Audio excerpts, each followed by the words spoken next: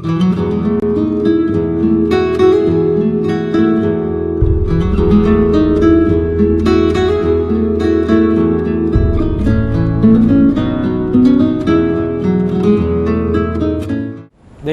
മഹത്വമുണ്ടാകട്ടെ. ഏവർക്കും കർത്താവായ യേശുക്രിസ്തുവിന്റെ നാമത്തിലുള്ള സ്നേഹവന്ദനത്തെ അറിയിക്കുന്നു. സോഷ്യൽ മീഡിയയുടെ പ്രാധാന്യം വളരെ ശക്തമായി തന്നെ വളർന്നുകൊണ്ടിരിക്കുന്ന ഈ കാലയളവിൽ ഫേസ്ബുക്കിലൂടെ ലോക മലയാളി പെന്തക്കോസിനെ സമന്വയിപ്പിക്കുക എന്നുള്ള ഉദ്ദേശത്തോടുകൂടി തുടങ്ങിയ മലയാളി പെന്തക്കോസിൽ ഫ്രീ തിങ്കേഴ്സ് അഥവാ MBFT, അതിൻ്റെ പ്രവർത്തനം വളരെ ശക്തമായി തന്നെ മുന്നേറിക്കൊണ്ടിരിക്കുന്നു എന്ന് പറയുന്നതിൽ വളരെയധികം സന്തോഷിക്കുകയും ദൈവനാമത്തെ മഹത്വപ്പെടുത്തുകയും ചെയ്യുകയാണ്.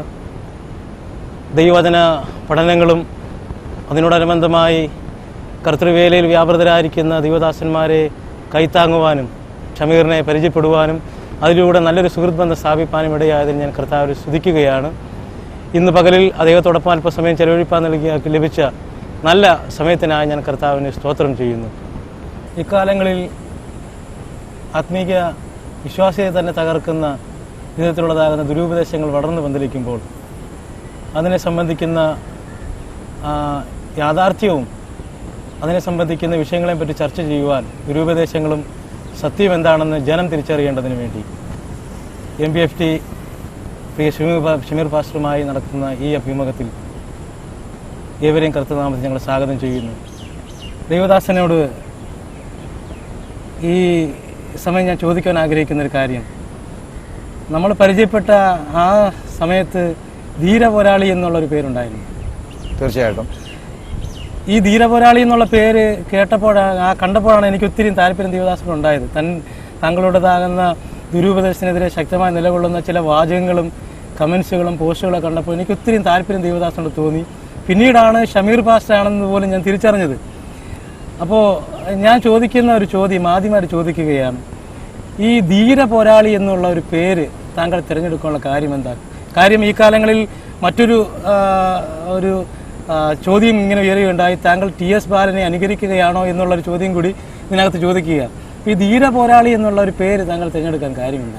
ഞാൻ അതിൻ്റെ മറുപടിയിലേക്ക് കടക്കും മുമ്പ് ഈ വീഡിയോയിലൂടെ എന്നെ കണ്ടുകൊണ്ടിരിക്കുന്ന എല്ലാ ദൈവമക്കൾക്കും യേശുക്രിസ്തുവിൻ്റെ നിസ്തുല്യ നാമത്തിൽ എൻ്റെ സ്നേഹവന്ദനത്തെ അറിയിക്കുന്നു. എൻ്റെ പേര് ഷമീർ എന്നാണ്. സ്വദേശം കൊല്ലം ജില്ല ആയതുകൊണ്ട് ഷമീർ കൊല്ലം എന്ന നിലയിലാണ് സാധാരണ പ്രോഗ്രാമുകളിലൊക്കെ അറിയപ്പെടുന്ന പേര്. 2002 ഞാൻ ഈ ക്രിസ്തുവിൻ്റെ വിശ്വാസ ജീവിതത്തിലേക്ക് കടന്നു വരുന്നത്. ഞാനൊരു പാരമ്പര്യ ഇസ്ലാമിക കുടുംബത്തിൽ ജനിച്ചു വളർത്തപ്പെട്ട ആളാണ്. എന്നാൽ 2002 ജീവിക്കുന്ന ഒരു ദൈവമുണ്ട്, ഏകസത്യ ദൈവമായ ക്രിസ്തു എന്ന് തിരിച്ചറിയുവാൻ ദൈവം എൻ്റെ കണ്ണുകളെ പ്രകാശിപ്പിച്ചു. 2002 ഞാൻ യേശു ക്രിസ്തുവിനെ എൻ്റെ സ്വന്തം രക്ഷിതാവും ദൈവവുമായി ഹൃദയം കൊണ്ട് വിശ്വസിച്ച് അതരം കൊണ്ട് ഏറ്റുപറഞ്ഞ് രക്ഷിക്കപ്പെടുവാൻ, ദൈവത്തിൻ്റെ മകൻ എന്ന പദവിയിലേക്ക് വരുവാൻ ദൈവമായ കർത്താവ് എന്നെ സഹായിച്ചു. ഞാൻ അറിഞ്ഞ കർത്താവിനെ എൻ്റെ പിതാവ് ഒഴികെ എൻ്റെ ഉമ്മായിക്കും 2 പെങ്ങന്മാർക്കും വലിയുമ്മായിക്കും അടക്കം ഞങ്ങൾക്കെല്ലാവർക്കും യേശു ക്രിസ്തുവിനെ ആരാധിപ്പാൻ ദൈവം ഭാഗ്യം നൽകി. ഇന്ന് ഇന്ത്യ പെന്തക്കോസ് ദൈവസഭയുടെ ഒരു ശുശ്രൂഷകൻ എന്ന നിലയിൽ ഞാൻ പൊതു ശുശ്രൂഷകനായിട്ടാണ് ഇപ്പോൾ കർത്താവിൻ്റെ സന്നിധിയിൽ നിലനിൽക്കുന്നത്. ഈ കാലയളവിൽ എന്നെ വളരെ വേദനിപ്പിച്ചുകൊണ്ടിരിക്കുന്നതുമായ ചില പ്രവണതകൾ ആത്മീയ ഗോളത്തിനകത്ത് വളരെയധികം കണ്ടും കേട്ടും തുടങ്ങിയപ്പോൾ അത് മിണ്ടാതിരിക്കാൻ കഴിയത്തില്ല എന്നൊരവസ്ഥയിലാണ് ഈ വിഷയത്തെ സംബന്ധിച്ച് പ്രതികരിക്കണമെന്ന് എനിക്ക് ആഗ്രഹമുണ്ടായത്. അപ്പോൾ ഈ ധീരപോരാളി എന്ന് പറയുന്ന ടൈറ്റിൽ ഫേസ്ബുക്കിലൂടെയാണ് ഞാൻ ഈ വിഷയത്തിൽ ധീരപോരാളി എന്ന ടൈറ്റിൽ കൊടുക്കാൻ കാരണമായത്. ആദ്യം അവിടെയാണ്. അതിന് 2 കാരണങ്ങളുണ്ട്. ഒന്ന്, നാം വേദപുസ്തകത്തിൽ അപ്പോസ്തലനായ പൗലോസിനെ നാം വേദപുസ്തകത്തിൽ മുഴുവൻ പഠിക്കുമ്പോൾ ക്രിസ്തുവിന് വേണ്ടി നല്ലൊരു പടയോട്ടം നടത്തിയ ഒരു നല്ല പോരാളിയായിട്ട് തന്നെയാണ് പൗലോസിനെ നമുക്ക് വളരെ ആദരവോടെ കാണാൻ സാധിക്കുന്നത്.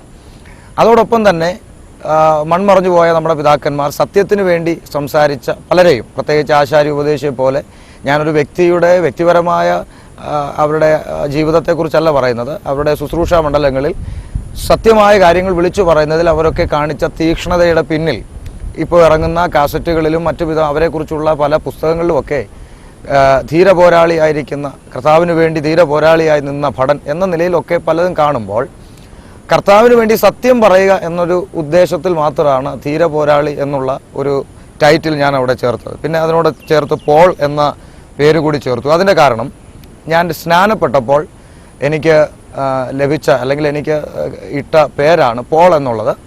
എന്നാൽ ഞാൻ ശുശ്രൂഷകളിലൊന്നും ആ പേര് ഞാൻ ഉപയോഗിച്ചിട്ടില്ല. കാരണം എൻ്റെ പേര് തന്നെ എനിക്കൊരു സാക്ഷ്യമാണ്. പാസ്റ്റർ ഷമീർ എന്ന നോട്ടീസിൽ കണ്ടിട്ട് ഷമീർ എങ്ങനെ പാസ്റ്ററായി എന്നുള്ള ആ ചിന്തയിൽ പല ഇസ്ലാമിക സഹോദരങ്ങൾ കൺവെൻഷൻ വന്നിട്ടുണ്ട്.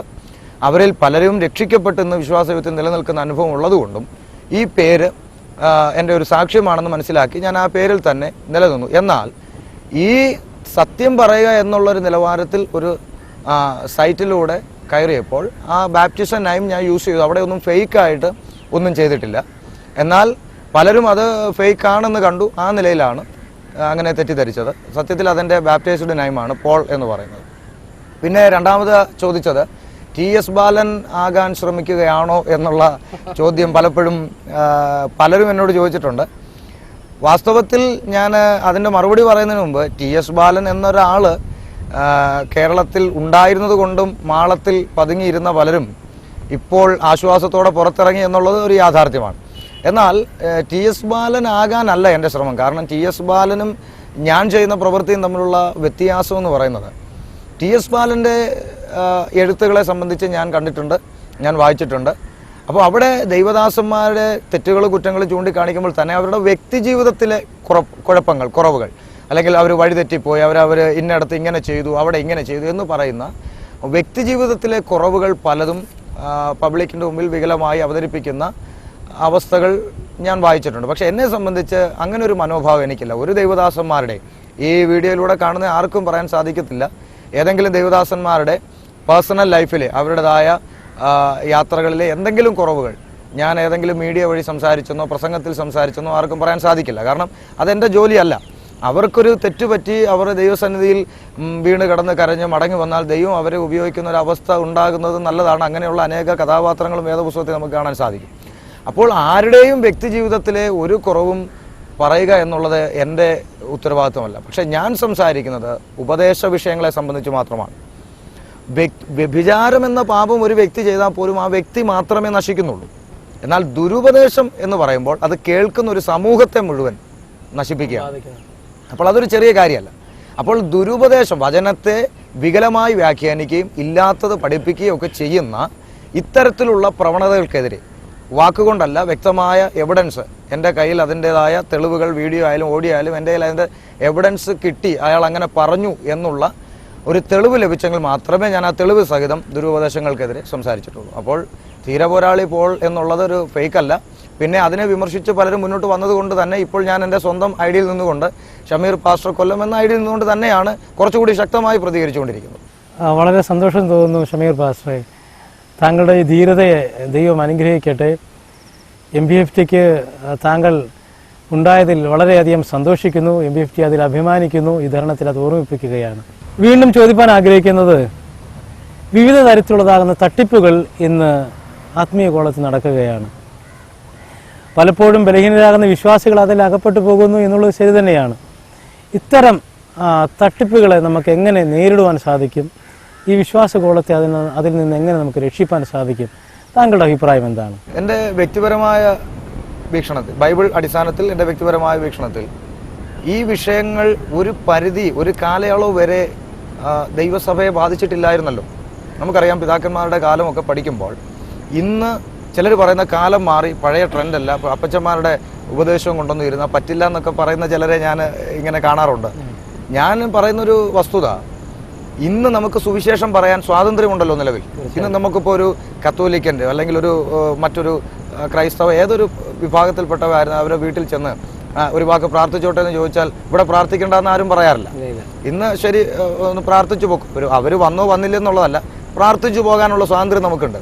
എന്നാൽ ഞാൻ 2002 രക്ഷിക്കപ്പെട്ട ആ കാലയളവൊക്കെ ഞാൻ പഠിക്കുമ്പോൾ ഈ കൊല്ലത്ത്, നീണ്ടകര, ചവറ തുടങ്ങിയ തീരദേശ ഭാഗങ്ങളിൽ സുവിശേഷം അറിയിക്കാൻ ചില സഹോദരന്മാരുമായി ഞാൻ പോകുമ്പോൾ ഇവിടെ പെന്തിക്കോസുകാർ, അന്തിക്രിസ്തുവിൻ്റെ ആൾക്കാർ വന്നറ ഓടിക്കടാന്നും പറഞ്ഞ് ചൂലും കൊണ്ട് ഞങ്ങളെ ഓടിച്ച അനുഭവമുണ്ട്. അപ്പോൾ അന്ന് ആ അപ്പച്ചന്മാരുടെ കാലത്ത് സുവിശേഷം പറയാനെത്തുന്ന പെന്തക്കോസുകാർ അന്തിക്രിസ്തുവിൻ്റെ ആൾക്കാരാണെന്ന് തന്നെ പഠിച്ചു വച്ചിരിക്കുന്ന, ആരെയും വീട്ടിൽ കയറ്റാത്ത വളരെ ഭീകരമായ ഒരവസ്ഥ നിലനിന്നിരുന്നു.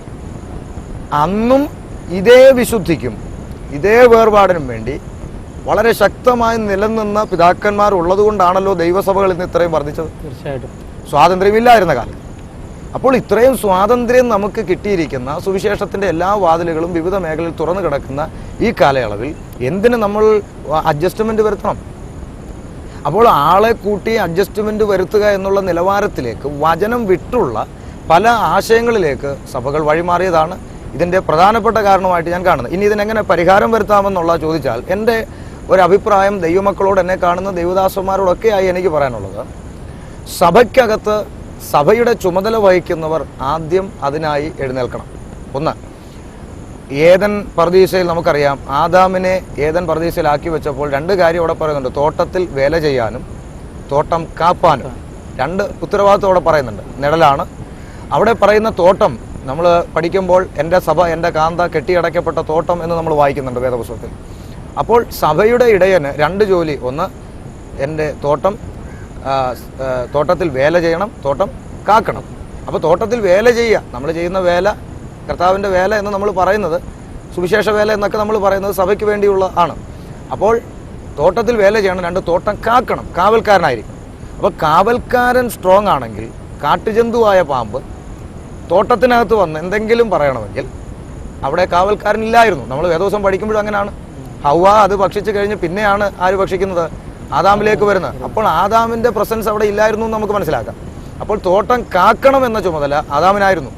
ആ ചുമതലയിൽ വന്ന വീഴ്ച അതുകൊണ്ടാണ് ഇങ്ങനെ സംഭവിച്ചത്. ഇല്ലെങ്കിൽ ഇവിടെ പാവമൊന്നും വരുത്തില്ലായിരുന്നൊന്നുമല്ല, സ്വർഗീയ പ്ലാനായിരുന്നു ക്രിസ്തു വരണമെന്നുള്ളത്. അതൊന്നുമല്ല ഞാൻ പറയുന്നത്. അപ്പോൾ ഒരു ഉത്തരവാദിത്വം ഉണ്ടായിരുന്നു എന്നുള്ളത്. അപ്പോൾ ഈ ഉത്തരവാദിത്വം പാലിക്കാൻ ഇന്നത്തെ സഭയുടെ ഇടയന്മാർ തയ്യാറാകണം. അതിനാദ്യം അവരെ പഠിപ്പിക്കേണ്ടത് ദൈവസഭയിൽ വചന ഉപദേശം ഏതാണ്, വചന ഉപദേശം വിട്ടുള്ളത് ഏതാണ്, അന്ത്യകാലത്ത് ഇത്തരത്തിലുള്ള തട്ടിപ്പുകാർ വരുമെന്നുള്ളത് വേദപുസ്തകത്തിലുണ്ട്. അത് ദൈവജനം മനസ്സിലാക്കണമെന്നുള്ള ഒരു പഠിപ്പിക്കൽ ദൈവസഭയ്ക്കകത്തുണ്ടാകണം. പക്ഷേ ദയനീയമായി ഞാൻ പറയട്ടെ, ഇന്ന് പല സഭകളിലും ഫയറുണ്ട്, തീയുണ്ട്, ഉണർവുണ്ട്, മുൻമഴയുണ്ട്, പിന്മഴയുണ്ട്, അഗ്നിയുണ്ട്, പലതുമുണ്ട്. ബൈബിൾ ക്ലാസ് ഇല്ല എന്നൊരു നിലവാരത്തിലേക്കാണ് പോകുന്നത്. അതിൻ്റെ കാരണം ഒരു പരിധിവരെ ബൈബിൾ ക്ലാസ് എന്ന് കണ്ടാൽ ജനം വരത്തില്ല, ഉണർവ് കണ്ടാലേ വരുത്തുള്ളൂ എന്നുള്ളൊരു മനോഭാവമായി പോയതുകൊണ്ടാണ്. അപ്പോൾ എന്ത് തന്നെ ആയാലും ഈ വചന പഠനം, വചനത്തിന് ഒന്നാം സ്ഥാനം കൊടുക്കുന്ന ഒരു അവസ്ഥയിലേക്ക് ദൈവസഭ വരികയാണ് ചെയ്യേണ്ടത്. ഇനിയും ഈ തരത്തിലുള്ള തട്ടിപ്പുകാർ അവർ അധികം വളരുന്നതിൻ്റെ ഒരു കാരണം ഞാൻ അതുകൂടി പറയാൻ ഈ സമയം ഉപയോഗിക്കാം. ഈ തട്ടിപ്പുകാർ പലരും വളരാനുള്ളൊരു കാരണം, ഇപ്പം ഞാനായാലും മറ്റൊരു ദൈവദാസനായാലും നമ്മളൊരു സ്ഥലത്ത് സുവിശേഷം പ്രസംഗിച്ചു, ഒരു വ്യക്തി വിശ്വാസവിധിയിലേക്ക് കടന്നു പോകുന്നു. നമ്മൾ ആ വ്യക്തിയെ കൊണ്ടൊരു ദൈവസഭയിൽ ആക്കി. ദൈവസഭ എന്ന് ഞാൻ പറയുമ്പോൾ ഒരു ഡിനോമിനേഷൻ ഉദ്ദേശിച്ചല്ല. ദൈവസഭ എന്ന് പറയുമ്പോൾ വേദോസം പഠിപ്പിക്കുന്ന രക്ഷിക്കപ്പെട്ടവരുടെ കൂട്ടം, വിശ്വസിച്ചവരുടെ കൂട്ടം, രക്ഷിക്കപ്പെട്ടവരുടെ കൂട്ടം, അതാണ് സഭ. അപ്പോൾ ആ ദൈവസഭയിൽ നമ്മൾ കൊണ്ടിരുത്തി ആ സഭയ്ക്കൊരു ഇടയനുണ്ട്, ആ സഭയെ പരിപാലിക്കുന്ന ഒരു ശുശ്രൂഷകനുണ്ട്.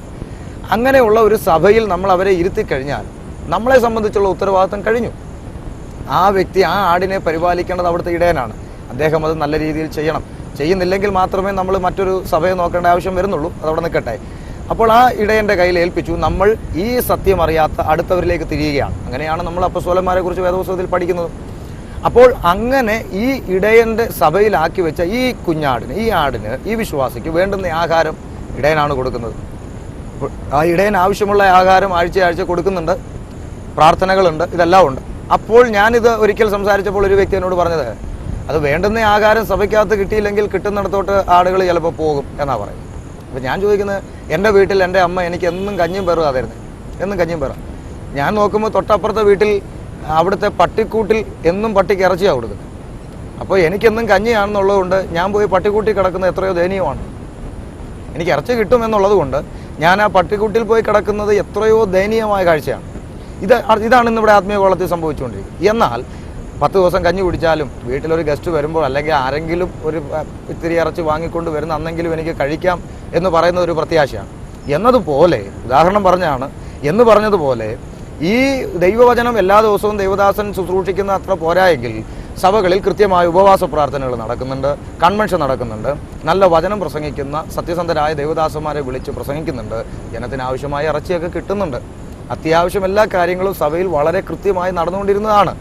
അപ്പോൾ ഈ ഓർഡർ തെറ്റി ഇത് വിട്ടിട്ട് അനേകർ പെട്ടെന്ന്, അതായത് നാച്ചുറൽ ഫുഡ് കഴിച്ചാൽ അത് അത്ര പോരാ, പെട്ടെന്ന് വണ്ണം വയ്ക്കണം, അല്ലെങ്കിൽ പെട്ടെന്ന് പണക്കാരനാകണമെന്ന നിലയിൽ തട്ടിപ്പുകാർ ഇത്തരത്തിലുള്ള തന്ത്രങ്ങളുമായി അനുഗ്രഹത്തിൻ്റെ 10 വഴി, സാമ്പത്തിക നന്മയ്ക്കുള്ള 10 വഴികൾ ഇത്യാദി കാര്യങ്ങൾ പറഞ്ഞുകൊണ്ട് തീയാണ് അഗ്നിയാണെന്നൊക്കെ പറഞ്ഞുകൊണ്ട് പെട്ടെന്ന് കുറേ ബോർഡ് കൊണ്ടുവരുമ്പോൾ ഈ വിശ്വാസി പോകുന്നതിനേക്കാൾ ദയനീയം ഈ സഭയുടെ ഇടയനാണ് ആദ്യം തുള്ളാൻ പോകുന്നത്. പിന്നെ അതിന്റെ പുറകെ വിശ്വാസികളും പോകുന്നു. അപ്പോൾ ഇവിടെ ആദ്യം പരിപാലിക്കപ്പെടേണ്ടത് ദൈവസഭയുടെ ഇടയന്മാരാണ്. ഈ കേൾക്കുന്ന ഇപ്പോൾ ഞാൻ ഈ കഴിഞ്ഞ ദിവസം ഒരു ദുരുപദേശത്തിനെതിരെ ഇന്റർനെറ്റിലൂടെ പ്രതികരിച്ച ഒരു റിപ്ലൈ കണ്ടിട്ട് ആയിരങ്ങൾ വിവിധ രാജ്യങ്ങളിൽ നിന്ന് എന്നെ വിളിച്ചു. വിമർശനവും അനുകൂലവുമായുള്ള കമൻറ്റുകൾ എനിക്ക് വന്നു. പക്ഷേ 99% ആൾക്കാരും എന്നോട് പറഞ്ഞൊരു വാക്ക് ഞാൻ ഓർക്കുന്നത്, ഇപ്പോഴെങ്കിലും പറയാൻ ആളുണ്ടായല്ലോ. അപ്പോൾ അനേകരുടെ ഉള്ളിൽ വളരെ വേദനയോടെ ഇതൊന്നും ആരും കേൾക്കുന്നില്ലേ എന്ന് പറഞ്ഞ് വിമ്മിഷ്ടപ്പെട്ടിരുന്ന ഒരു അനുഭവത്തിലാണ് ഇന്നും പലരും ആശ്വാസത്തോടെ ഇതിനെ കാണുന്നത്. ഇപ്പോൾ അതുകൊണ്ട് തന്നെയാണ് MBFT ഈ അഭിമുഖത്തിന് തയ്യാറെടുത്തത്. അപ്പോൾ ഇത് ആരെങ്കിലുമൊക്കെ പറയണം, ആരെങ്കിലും പറയാൻ തയ്യാറാകണമെന്ന നിലയിൽ സഭാ ഇടയന്മാർ ഇത്തരത്തിലുള്ള കൾട്ടുകളെ പ്രോത്സാഹിപ്പിക്കുകയും ഈ പെരുവയറന്മാർക്ക് വെച്ച് വിളമ്പിയും അവർക്ക് വിസ സംഘടിപ്പിച്ചും അവർക്ക് തിന്നുകൊടുത്ത് പള്ള വീർപ്പിച്ച് പാവം ജനത്തെ പിഴിഞ്ഞ് കാശുണ്ടാക്കുന്ന അനുഭവത്തിലുള്ള ഇത്തരക്കാരെ പ്രോത്സാഹിപ്പിക്കുക. ഇതിന് വചനത്തിൽ നിന്നുകൊണ്ട് തന്നെ പറയാം. പൗലോസ് ലേഖനങ്ങളിൽ പറയുന്ന വാക്കുകളുണ്ട്. ശുശ്രൂഷകന്മാർ ഘനശാലികളായിരിക്കണം, ഇരുവാക്കരാരുത്, മദ്യപന്മാരരുത്, തല്ല് കൂടുന്നവരാകരുത്. ഇതെല്ലാം പറഞ്ഞിട്ട് പറയുന്നൊരു കാര്യമുണ്ട്, നിങ്ങൾ ആദ്യം അവരെ പരീക്ഷിക്കണം. അവർ ദൈവസേനയിൽ വിശ്വസ്തർ. അല്ലാതെ നമ്മൾ കാണുന്നതിനും കേൾക്കുന്നതിനും എല്ലാം ഇപ്പം ഈവൻ മുസ്ലിം കൺവേർട്ട് എന്ന് പറഞ്ഞ നസീല ബീവി എന്ന് പറഞ്ഞൊരു വ്യക്തി ഇറങ്ങി കുറച്ച് കാലം മുമ്പ്. എല്ലാവർക്കും ഈ വീഡിയോയിലൂടെ കേൾക്കുന്ന എല്ലാവർക്കും അറിയാം. അപ്പോൾ മുസ്ലിം കൺവേർട്ട് ആണെന്ന് കേട്ടുടനെ അവരെ പൊക്കിക്കൊണ്ടു പോകുന്നൊരവസ്ഥ. ഈവൻ ഷമീർ ആയിരുന്നാലും ആരായിരുന്നാലും മുസ്ലിം കൺവേർട്ടിന് പ്രത്യേകതയൊന്നുമില്ല. കർത്താവ് മുസ്ലിമിന് വേണ്ടി ഹിന്ദുവിന് വേണ്ടി എല്ലാവർക്കും വേണ്ടി ഒരുപോലെ മരിച്ചത്. മുസ്ലിമിന് വേണ്ടി ഒരു തുള്ളി കൂടുതലും ഹിന്ദുവിന് വേണ്ടി ഒരു തുള്ളി കുറവും കർത്താവ് രക്തം ഒഴുക്കിയിട്ടില്ല. എല്ലാവരും ക്രിസ്തുവിൽ ഒന്നാണ്. അപ്പോൾ ഇത് മുസ്ലിം കൺവേർട്ട് ആണെന്ന് പറഞ്ഞിട്ട് പൊക്കിയെടുത്ത് കൊണ്ടുപോയി എല്ലാം നടന്നപ്പെടും. ഞാൻ എൻ്റെതായ പല സ്റ്റേജുകളിൽ പറഞ്ഞു, മുറുക്കാൻ കച്ചവടക്കാരനായ അപ്പൻ മൗലവിയാന്ന് പറഞ്ഞ് പ്രസംഗിക്കുന്നത് തട്ടിപ്പാണ്. പക്ഷേ ആത്മാവുള്ള ഒറ്റപ്പന്തക്കോസുകാർ ഇതിനെ ഉപയോഗിച്ചില്ല, അവർ കൊണ്ടു നടന്നു. അപ്പോൾ എന്നോട് അവർ പറഞ്ഞു, ഒരേ കമ്മ്യൂണിറ്റിയിൽ നിന്ന് വന്ന ഒരാൾ ഉപയോഗിക്കുമ്പോൾ നിങ്ങൾക്ക് അസൂയാണെന്ന് പറഞ്ഞു. ഞാനെന്താ പറയുക? അപ്പോൾ കാലം തെളിയിക്കട്ടെ, അധികം ഓടത്തില്ല. ഇപ്പോൾ അവരെന്ത് ചെയ്തു? ഇപ്പോൾ ലോകം തിരിച്ചറിഞ്ഞു. ഇപ്പോൾ അവരുടെ പേരാരും പറയുന്നില്ല. ഇത്തരത്തിൽ ഇന്ന് പൊക്കിക്കൊണ്ട് നടക്കുന്ന പലവിധമാകുന്ന കൾട്ടുകളും ഒരു സമയം ഒതുങ്ങുമെന്നുള്ള കാര്യം യാഥാർത്ഥ്യമാണ്. ഇനി ഇവരാരും വരത്തില്ല എന്ന് നമുക്ക് പറയാൻ പറ്റില്ല. പ്രവചന നിവൃത്തിയാണ് ഇവർ പറഞ്ഞത്. ഇവരെ മൂടോടെ പറിച്ച് കളയാനൊന്നും നമുക്ക് പറ്റില്ല. പക്ഷേ പൗലോസ് ഇത് സഭകളെ പഠിപ്പിക്കുമ്പോൾ എടുത്തു പറയുന്നൊരു കാര്യമുണ്ട്, അങ്ങനെയുള്ളവരെ നിങ്ങൾ വിട്ടൊഴിയുക. അപ്പോൾ ഈ തിയറിയാണ് ഞാനും ആഗ്രഹിക്കുന്നത്. ദൈവസഭയെ നമ്മൾ ഇതിൽ നിന്ന് വിട്ടു നിൽക്കുക, ഈ തരത്തിലുള്ള കുടുക്കുകളിൽ കുടുങ്ങാതിരിക്കുക എന്നുള്ളത് മാത്രമാണ് ഞാൻ ഈ വിമർശനം കൊണ്ട് ഉദ്ദേശിക്കുന്നത്. ഇക്കാലങ്ങളിൽ നിലനിൽക്കുന്ന വചനവിരുദ്ധമായ ദുരുപദേശങ്ങളെക്കുറിച്ച് എന്താ പറയാനുള്ളത്? ഏത് തരത്തിലുള്ള ദുരുപദേശങ്ങളാണ് ഇപ്പോൾ ശക്തമായി നിലകൊള്ളുന്നത്? ഇപ്പോൾ ശക്തമായി നിലകൊണ്ടിരുന്ന എന്നേ പറയാൻ പറ്റുള്ളൂ, കാരണം ഇപ്പോൾ കുറേ മാറ്റം സംഭവിച്ചിട്ടുണ്ട്.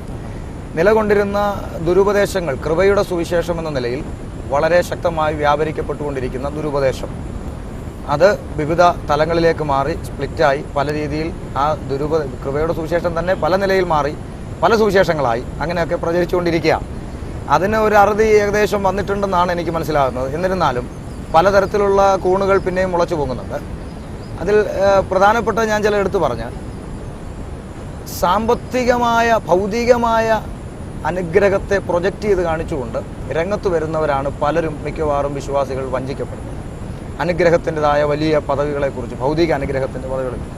സാമ്പത്തികമായ ഒരു വിഷയത്തിന് വിടുതൽ കിട്ടിയത് കൊണ്ട് യേശു എൻ്റെ കൂടാന്ന് പറയണമെങ്കിൽ യേശു കൊടുത്ത ബ്ലേഡുകാരൻ്റെ കൂടാന്ന് പറയേണ്ടി വരും, അല്ലെങ്കിൽ മണൽ മാഫിയയുടെ കൂടാന്ന് പറയേണ്ടി വരും. കാരണം ഇവിടെയൊക്കെ ആരെക്കാളും വലിയ നല്ല നിലയിൽ ജീവിക്കുന്ന ആൾക്കാരുണ്ട്. അപ്പോൾ ഭൗതികമായ ഒരു അനുഗ്രഹം അതൊരു പാർട്ടാണ്. എന്നിരുന്നാലും അതല്ല യേശു എൻ്റെ കൂടെ നമുക്ക്. പക്ഷേ അത് ഈ ഒരു നാടൻ ബാക്ക്ഗ്രൗണ്ടിൽ ഇരുന്നുകൊണ്ട് ഞാൻ പറയുമ്പോൾ ഇവിടെ ഇത്രയും നട്ടിരിക്കുന്ന വാഴയാണ്. അപ്പോൾ ഈ വാഴ നട്ടതിന് അവർക്ക് ലക്ഷ്യം കൊലയാണ്. അപ്പോൾ തന്നെ ഇല വെട്ടുന്നതിൽ തെറ്റില്ല, കൂമ്പ് തോരൻ വയ്ക്കുന്നതിലും തെറ്റില്ല, തീർച്ചയായിട്ടും ആ പിണ്ടി എടുക്കുന്നതിലും തെറ്റില്ല. പക്ഷേ ലക്ഷ്യം കൊലയാണ്, അത് മാറരുത്. അവിടെയാണ് അബദ്ധം. അപ്പോൾ രക്ഷിക്കപ്പെട്ട ഒരു ദൈവവേദലിൻ്റെ ലക്ഷ്യം നിത്യതയാണ്. അപ്പോൾ തന്നെ ഒരു രോഗം സൗഖ്യമാകും, ഒരു ഭൂതം പോകാം, അതൊന്നും പ്രശ്നമല്ല, അതൊരു സൈഡ് പാർട്ടാണ്. പക്ഷേ ഇല വെട്ടാൻ വേണ്ടിയാണ് ഞാൻ വാഴ വെച്ചതെന്ന് പറയുന്നിടത്ത് അങ്ങനെ ഞാനിതുവരെ കേട്ടിട്ടില്ല. ഒരു ലക്ഷ്യമുണ്ടാകണം നമുക്ക്. രക്ഷിക്കപ്പെട്ടവന് ബൈബിൾ പ്രൊവൈഡ് ചെയ്യുന്ന പ്രോമിസ്, അല്ലെങ്കിൽ ലക്ഷ്യം, വാഗ്ദത്വം എന്നൊക്കെ പറയുന്നത് നിത്യതയാണ്. വല്ല വിധേനയും കാഹളം ധരിക്കുമ്പോൾ കർത്താവിനോട് പോവുക, അല്ലെങ്കിൽ ഇന്ന് മരിച്ചാൽ എൻ്റെ ആത്മാവിൻ്റെ നിത്യത കർത്താവിൻ്റെ പ്രതീക്ഷയിൽ ചെലവഴിക്കുക എന്നുള്ളതാണ്. അപ്പോൾ ഈ ലക്ഷ്യം മാറി ജനത്തെ മറ്റൊരു തലത്തിലേക്ക് കൊണ്ടുപോവുകയാണ്. ഭൗതികമായ നന്മകളെ, അനുഗ്രഹത്തിൻ്റെ വഴികളെക്കുറിച്ച് പഠിപ്പിച്ച് ജനത്തെ തെറ്റിദ്ധരിപ്പിക്കുകയാണ്. അതിൽ വചനവിരുദ്ധമായ കാര്യങ്ങൾ, വളരെ വചനവിരുദ്ധമായ കാര്യങ്ങളാണ് ഇന്ന് പലരും ഇപ്പോൾ ഈ ഇടയ്ക്ക് കേട്ടു ഒരു ഫയർ വിങ്സുകാർ ഇറങ്ങിയിട്ടുണ്ട്, ഭയങ്കര തീയായിട്ട്. തീയുടെ അഭിഷേകം, തീയുടെ അവർ പറയുന്ന തീ തീ തീ തീ പ്രാപിച്ചോ എന്ന് പറഞ്ഞു. ഞാൻ തന്നെ ഒത്തിരി വീഡിയോസ് സോഷ്യൽ മീഡിയയിൽ പോസ്റ്റ് ചെയ്തു. പറഞ്ഞപ്പോൾ എനിക്കൊരു ചിന്ത വരുന്നത്, കൃപയുടെ സുവിശേഷം എന്ന് പറഞ്ഞു വന്നു, പിന്നെ തീയുടെ അഭിഷേകം എന്ന് പറഞ്ഞു. ഇനി ചിലപ്പോ യേശു കർത്താവ് ഊതിയപ്പോൾ പരിശുദ്ധാത്മാവ് വന്ന ഒരു ഭാഗമുണ്ടോ? ഇനി കാറ്റിന്റെ അഭിഷേകം എന്ന് പറഞ്ഞു വരാൻ സാധ്യതയുണ്ട്. കാറ്റിന്റെ അഭിഷേകം വരാം. ഇനി മറ്റെന്തൊക്കെ വരുമെന്ന് കാഹളം ധ്വനിക്കാൻ താമസമെങ്കിൽ നമുക്ക് കാത്തിരുന്ന് കാണേണ്ടി വരും. അപ്പോൾ ആ തരത്തിൽ തീ അപ്പോൾ ഇവർ പറയുന്ന തീ പരിശുദ്ധാത്മാവ് തീയാണ് പ്രാപിച്ചോ എന്ന് പറഞ്ഞ് ചിലർ പൊള്ളുന്നു, ചിലർ പൊള്ളി ബ്രേക്ക് ഡാൻസ് കളിക്കുന്ന ഈ അനുഭവങ്ങളൊക്കെ ഞാൻ കാണാറുണ്ട്. മുറിയിൽ അഗ്നി പിളർന്ന നാവ് പ്രത്യക്ഷമായതുകൊണ്ട് ഇനി തീയുടെ അഭിഷേകം എന്ന് പറയുന്നതാണോ? ഇനി അഗ്നി നാവ് പോലെ പിളർന്നിരിക്കുന്ന നാവുകൾ അവർക്ക് പ്രത്യക്ഷമായി നിരീക്കുമ്പോൾ അവിടെ ഒരു പോലെ കിടപ്പുണ്ട്. അതൊരു ഉപമയാണ്. പരിശുദ്ധാത്മാവ് പ്രാവുന്ന പോലെ ക്രിസ്തുവിന്റെ മേൽ വന്നു എന്ന് എഴുതിയിരിക്കുന്നതുകൊണ്ട് ആത്മാവ് പ്രാവാണെന്നും ഇവിടെയുള്ള പ്രാവുകളെ കാണുമ്പോൾ നമ്മൾ ആരെങ്കിലും അയ്യോ പരിശുദ്ധാത്മാവെ എന്നെ സഹായിക്കണമെന്നൊന്നും നമ്മളാരും പറയാറില്ലല്ലോ. കുഞ്ഞാട്ട് അറക്കപ്പെട്ടിട്ടും നിൽക്കുന്ന കുഞ്ഞാടെന്ന് വെളിപ്പാടിൽ കർത്താവിനെ കുറിച്ച് എഴുതിയിരിക്കുന്നു. ഇവിടെ ഏതെങ്കിലും ഒരു ആട്ടിനെ കെട്ടിയിരിക്കും, നമ്മളാരെങ്കിലും യേശുവെ എന്ന് പറഞ്ഞ് കവന്നടിച്ച് വീഴാറില്ല. ഞാൻ വാതിലാകുന്നു എന്ന് കർത്താവ് പറഞ്ഞു. അതിൻ്റെ അർത്ഥം കർത്താവ് തേക്കുന്നടിയുടെ പലകയാണെന്നല്ല. അപ്പോൾ ആശയത്തെ അക്ഷരാർത്ഥമായി വ്യാഖ്യാനിച്ചുകൊണ്ട് പഠിപ്പിക്കുകയാണ്. പരിശുദ്ധാത്മാവിനാലും തീയായാലും അവൻ നിങ്ങളെ സ്നാനം കഴിപ്പിക്കുമെന്ന് യോഹന്നാൻ സ്നാനം പറഞ്ഞതിനെ എടുത്തു വെച്ച് ഇവർ ആത്മാവ് തീയാന്ന് പറയുമ്പോൾ വളരെ ഖേദകരമായി തന്നെ ഞാൻ ചോദിക്കുന്നത്, കർത്താവിൻ്റെ അധികാരത്തെ വിശ്വസിക്കുന്നവനെ പരിശുദ്ധാത്മാവിനാലും വിശ്വസിക്കാത്തവനെ ന്യായവിധിയിലിടാനും അധികാരമുള്ളവനാണ് കർത്താവ് എന്നാണ് യോഹന്നാൻ അവിടെ സ്ഥാപിച്ചതെന്നാണ് എൻ്റെ പഠനമനുസരിച്ച് ഞാൻ മനസ്സിലാക്കുന്നത്. അല്ല, പരിശുദ്ധാത്മാവ് തീയാണ് എന്ന് പറഞ്ഞാൽ ഏറ്റവും കൂടുതൽ തീയുള്ളത് നരകത്തിലാണ്. അപ്പോൾ പരിശുദ്ധാത്മാവ് അവിടെയാണ് എന്ന് ഇവർ സമ്മതിക്കേണ്ടി വരും എന്നുള്ളതാണ് ഞാൻ ചിന്തിക്കുക. പിന്നെ ഈ തീ എന്ന് പറഞ്ഞ് ഇവർ പ്രാപിച്ചോ എന്ന് പറഞ്ഞ് സുബോധം നഷ്ടപ്പെട്ട അവസ്ഥയിൽ ബൈബിളിനെ ചവിട്ടിയും ബൈബിളിൻ്റെ പുറത്ത് കിടന്ന് ഉരുണ്ടും ഒന്നിൻ്റെ മേളിൽ അടുക്കടുക്കായിട്ട് പെണ്ണുങ്ങളും ആണുങ്ങളും മറിഞ്ഞു വീണ് ഉരുണ്ട് കിടക്കുന്ന ഈ അനുഭവങ്ങളൊന്നും ബിബ്ലിക്കലി നമുക്ക്, എന്നെ സംബന്ധിച്ച് അത് അങ്ങനെ ഒരു അനുഭവം പരിശുദ്ധാത്മാവ് വായിച്ചൊരാരും ലെവല് കെട്ട രീതിയിൽ ഓടിയെന്നൊന്നും ഞാൻ വായിച്ചിട്ടില്ല. ലേഖനങ്ങളിൽ നമ്മൾ പഠിക്കുമ്പോൾ അവിടെ പൗലോസ് തീത്തോസിൻ്റെ ലേഖനത്തിൽ യൗവനക്കാർ സുബോധമുള്ളവരായിരിക്കണം, ബാലന്മാർ സുബോധമുള്ളവരായിരിക്കണം, വൃദ്ധന്മാർ സുബോധം, അങ്ങനെ തരംതിരിച്ച് അവിടെ എഴുതിയിട്ടുണ്ട്. അപ്പോൾ അവിടെ നമ്മൾ പ്രാപിച്ചിരിക്കുന്ന പരിശുദ്ധാത്മാവ് സുബോധത്തിൻ്റെ ഒക്കെ ആത്മാവാകയാൽ ഇത്തരത്തിലുള്ള കോമാളിത്തരങ്ങളൊന്നും പരിശുദ്ധാത്മാവിൻ്റെ നിയോഗമാണെന്ന് അംഗീകരിക്കാൻ വചനപഠനമുള്ള അല്ലെങ്കിൽ വചനത്തെ സ്നേഹിക്കുന്ന ഒരാൾക്കും കഴിയില്ല. മറുസൈഡിൽ നിലനിൽക്കുന്ന ഒരു ദുരുപദേശം ഈ അടുത്ത് ഞാൻ കേട്ടത്, അപ്പോസ്തല പ്രവൃത്തി 29 എന്ന് പറഞ്ഞിട്ട് ഒരു പ്രോഗ്രാം ഈ അടുത്ത് അടൂരിൽ നടന്നു. അതിൻ്റെ പിന്നിൽ പ്രവർത്തിക്കുന്നവർ കേട്ടു. അപ്പോൾ അവിടെ ആക്ട് 29 എന്ന് പറഞ്ഞ ഒരു ബാനറിൽ അപ്പോസ്തല പ്രവൃത്തി 29, അതിനെക്കുറിച്ച് എന്താണെന്ന് തിരക്കിയപ്പോൾ അവർ പറയുന്നത് അപ്പോസ്തല പ്രവൃത്തി 29 കൊണ്ട് തീർന്നിട്ടില്ല, 28 കൊണ്ട് തീർന്നിട്ടില്ല. ബൈബിളിൽ 28 ഉള്ളൂ, 28 കൊണ്ട് തീർന്നിട്ടില്ല, 29 ഇനിയും നടക്കാൻ സാധ്യതയുണ്ടെന്നാണ് അവർ പറയുന്നത്. അപ്പോൾ അതെന്താണ് എന്ന് പഠിക്കുമ്പോൾ അപ്പോസ്തല പ്രവൃത്തിയിൽ അപ്പോസ്തലന്മാർ ചെയ്ത പ്രവൃത്തികളൊന്നും 28 അധ്യായം കൊണ്ട് മുഴുമിക്കാൻ പറ്റത്തില്ലെന്നും ഇന്നും അപ്പോസ്തലർ ചെയ്ത പ്രവൃത്തി നടക്കുമെന്ന കാര്യത്തിൽ നമുക്ക് സംശയമൊന്നുമില്ല. കാരണം ദേവദാസന്മാരിലൂടെ കൃപാവര ശുശ്രൂഷകൾ ഇന്നും വെളിപ്പെടുത്തുവാൻ ദൈവത്തിന് കഴിവുണ്ട്. ആ കാര്യത്തിൽ നമുക്ക് വാദമില്ല. പക്ഷേ ഞാനത് പറയുന്നത്, ഇവര് അപ്പോസ്തല പ്രവൃത്തികൾ 29 എന്ന് പറയുമ്പോൾ ആ പ്രവൃത്തി ഇന്നും നടക്കുമെന്ന് പറഞ്ഞൊരു ഓഡിറ്റോറിയത്തിൽ അവർ കൂടുമ്പോൾ ആ പ്രവൃത്തി നടന്നോട്ടെ, അതിൽ തർക്കമില്ല. ആ പ്രവൃത്തി ആരിലൂടെ നടക്കണം? അത് അപ്പോസ്തലന്മാരിലൂടെ നടക്കണം. അപ്പോസ്തല പ്രവൃത്തി എന്ന് പേര് പറയുമ്പോൾ അപ്പോസ്തലന്മാരിലൂടെ തന്നെയാണ് ആ പ്രവൃത്തി നടക്കേണ്ടത്. അങ്ങനെയാണെങ്കിൽ ആരാ അപ്പോസ്തലന്മാർ? അപ്പോസ്തലന്മാരെ കുറിച്ച് വേദപുസ്തകത്തിൽ പഠിക്കുന്നത് എന്താ? അപ്പോസ്തല പ്രവൃത്തി 2-ാം അധ്യായത്തിൽ തുടങ്ങുന്നത് തനിക്കുള്ളത് സ്വന്തമെന്ന് ആരും പറഞ്ഞില്ല. ഉള്ളതെല്ലാം വിറ്റ് ഇല്ലാത്തവനെല്ലാം വീതിച്ചു കൊടുത്ത് പൊന്നും വെള്ളി ഞങ്ങൾക്കില്ല എന്ന് പറഞ്ഞ് യേശുവിൻ്റെ നാമേ ഞങ്ങൾക്കുള്ളൂ എന്ന് പറഞ്ഞ് കർത്താവിന് വേണ്ടി അഹോരാത്രം ഈ ലോകം യോഗ്യമല്ലെന്ന് പറഞ്ഞ് അവർ കർത്താവിന് വേണ്ടി നീങ്ങിയവരാണ് അപ്പോസ്തലന്മാർ. അവരിലൂടെ ഒരു പ്രവൃത്തി നടക്കുന്നത് വചനാടിസ്ഥാനമാണ്. പക്ഷേ ഈ അപ്പോസ്തലന്മാർ എന്താണ് ചെയ്യുന്നത്? ഇവരെ അപ്പോസ്തലന്മാരെന്ന് എനിക്ക് പറയാൻ സാധിക്കത്തുള്ളൂ. കാരണം ഈ അപ്പോസ്തലന്മാർ എന്താ ചെയ്യുന്നത്? ആ ഹോളിനകത്ത് കയറണമെങ്കിൽ 1200 രൂപ ഫീസ്, അതിനകത്ത് കയറിയാൽ വരുന്നവരുടെ സ്വോത്ര സഞ്ചി, ഇതെല്ലാം വാങ്ങി കയ്യിൽ വെച്ചിട്ടാണ് ഇവരുടെ പ്രവൃത്തി. ഇതെങ്ങനെ അപ്പോസ്തലർ പ്രവൃത്തിയാവും? ഇത് അവർക്ക് പലതും സമ്പാദിക്കാനുള്ള ഒരു മാർഗമായിട്ട് മാത്രമേ നമുക്കതിനെ കാണാൻ സാധിക്കത്തുള്ളൂ. ഞാൻ എൻ്റെ ഒരു ഭാവന പറയുകയാണെങ്കിൽ, ഒരു ചിന്ത പറഞ്ഞാൽ, ഇവരെ ആരെങ്കിലും ഒരിക്കൽ പൗലോസിനെ ഒന്ന് നേരിട്ട് കാണുകയാണെന്നിരിക്കട്ടെ. പൗലോസിനോട് കാണുക, പൗലോസ് എന്തുകൊണ്ട് വിശേഷം? ദൈവകൃപയാൽ ദൈവം നടത്തുന്നു, സന്തോഷമായി പോകുന്നു. ഏതായാലും നിങ്ങൾ എന്തൊരു മണ്ടന. പൗലോസ് ചോദിക്കുക എന്താ? അല്ല, നിങ്ങൾക്ക് ഈ വെളിപ്പാടുകളുടെ ആധിക്യമുള്ള മനുഷ്യൻ, കൃപാവരങ്ങളുള്ള മനുഷ്യൻ, നിഴൽ കെട്ടി രോഗികൾ സൗഖ്യമാകുന്ന ശുശ്രൂഷയുള്ള മനുഷ്യൻ, കർത്താവിന് ശേഷം മരിച്ചവനെ ഉയർപ്പിച്ച, യൂത്തിക്കോസിനെ ഉയർപ്പിച്ച മനുഷ്യൻ, ഇത്രയും കൃപകളും കൃപാവരങ്ങളും ഉള്ള നിങ്ങൾ ഈ സഭകളിലൊക്കെ പോയിട്ട് പലവട്ടം പട്ടിണി, പലവട്ടം ഉറക്കളപ്പ്, പൈതാകം, അടി ഇടി, കാട്ടിലാവത്ത് നാട്ടിലാവത്ത്, ഞാൻ നിങ്ങളെ ഒന്നും ബുദ്ധിമുട്ടിച്ചിട്ടില്ല, ഞാൻ സ്വന്തമായിട്ട് അധ്വാനിച്ചെങ്കിലും ഞാൻ ജീവിച്ച് ഇത് ചെയ്തോളാം എന്നൊക്കെ പറഞ്ഞുകൊണ്ട് നിങ്ങളിങ്ങനെ നടക്കുക. പൗലോസേ, നിങ്ങൾ എന്തുണ്ടാക്കി? നിങ്ങളെന്ത് മണ്ടന? നിങ്ങൾ ഈ പലവട്ടം പട്ടിണി ഉറക്കളവ് പറയുന്നത്. ഞങ്ങളെ നോക്ക്, ഞങ്ങൾ പലവട്ടം ഗൾഫിൽ പോയി, പലവട്ടം അമേരിക്ക പോയി, പല പല വീടുകൾ ഞങ്ങൾ മേടിച്ചു, പല പല വീടുകൾ ഞങ്ങൾ മേടിച്ചു, പല പല കാറ് ഞങ്ങൾ മാറ്റി വാങ്ങുന്നു. നിങ്ങൾക്കൊരു പുതപ്പെങ്കിലും ഉണ്ടോ? നിങ്ങൾക്കൊരു പുതപ്പെങ്കിലും ഉണ്ട്? നിങ്ങൾ ഭൂലോക മണ്ടനല്ലേ? ഇതേ ചോദ്യം ഇന്ന് പലരും എന്നോട് ചോദിക്കുക, ഷമീറേ ഈ എന്ത് പൊട്ടനാ ഇതെല്ലാം വിളിച്ചു പറഞ്ഞുകൊണ്ട് 10 പേരുടെ വിരോധം സമ്പാദിക്കുന്നില്ല, നിനക്ക് എന്ത് ഗുണവും? 2 പെമ്പിള്ളേരാ, പ്രത്യേകിച്ച് മുസ്ലിം കൺവെർട്ട്, ചുമ്മാ ഒന്ന് നിന്ന് കൊടുത്താൽ മതി, ഇവിടെ എന്തെല്ലാം ഉണ്ടാക്കാം. 12 വർഷമായില്ലേ, ഉണ്ടാക്കാമായിരുന്നു. പക്ഷേ ഇതിനെല്ലാം കണക്ക് കൊടുക്കേണ്ടത് ഒരു ദിവസം ഉണ്ട്. അതൊരിക്കലും ഒഴിഞ്ഞു പോവുകയില്ലെന്നുള്ള യാഥാർത്ഥ്യം ഇവറ്റകൾ മറന്നു കളയുക. മനഃപൂർവ്വമായി ജനത്തെ വഞ്ചിച്ച് അപ്പോസ്തലന്മാരല്ലാതിരിക്കുക, അപ്പോസ്തലന്മാരെന്ന് കളവായി പറഞ്ഞുകൊണ്ട് നടക്കുന്ന ഇവനെയൊക്കെ ആത്മീയഗോളം തിരിച്ചറിഞ്ഞ് വടിയടച്ച് കളയേണ്ട നാളുകൾ വിദൂരമായി. മനസ്സിലായല്ലോ? ഇനിയും അത് ആത്മീയഗോളം ചെയ്യാത്തതിൽ ദൈവം പോലും ദുഃഖിക്കുകയായിരിക്കുമെന്നാണ് എൻ്റെ ഒരു വലിയ വേദന. ഇത്തരം ഈ ദുരുപദേശങ്ങൾ വളരെ ശക്തമായി തന്നെ പടർന്നു പന്തലിച്ചിട്ടും ഈ പെന്തിക്കോസ് സഭയുടെ നേതൃത്വ നിരകൾ അതിനെതിരെ നിശബ്ദത പാലിക്കുന്നു. അവർ മൗനമായിരിക്കുന്നു. അവിടെ നിന്ന് യാതൊരു പ്രതികരണം ഉണ്ടാകുന്നില്ല. ശക്തന്മാരായ തങ്ങളെ പോലുള്ള സുവിശേഷകന്മാർ ഇതിനെതിരെ പ്രതികരിച്ചിട്ടുണ്ടെന്നുള്ളത് ശരി തന്നെയാണ്. പക്ഷേ പെന്തിക്കോസ് സഭകളുടെ നേതൃത്വ നിരകൾ ഇതിനെതിരെ നിശബ്ദത പാലിക്കുന്നു.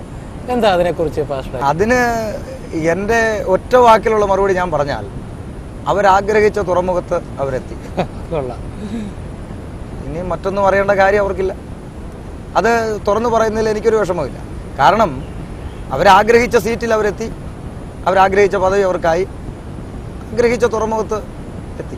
അപ്പോൾ ഇനിയിപ്പം ഈ നശിച്ചുകൊണ്ടിരിക്കുന്ന അല്ലെങ്കിൽ മറ്റ് കീഴിലായിരിക്കുന്ന പാവപ്പെട്ട സഭകളെക്കുറിച്ചുള്ള എരിവൊക്കെ പൗലോസിനുണ്ടായിരുന്നു. പുള്ളി പലയിടത്തും എരിഞ്ഞിട്ടുണ്ട്.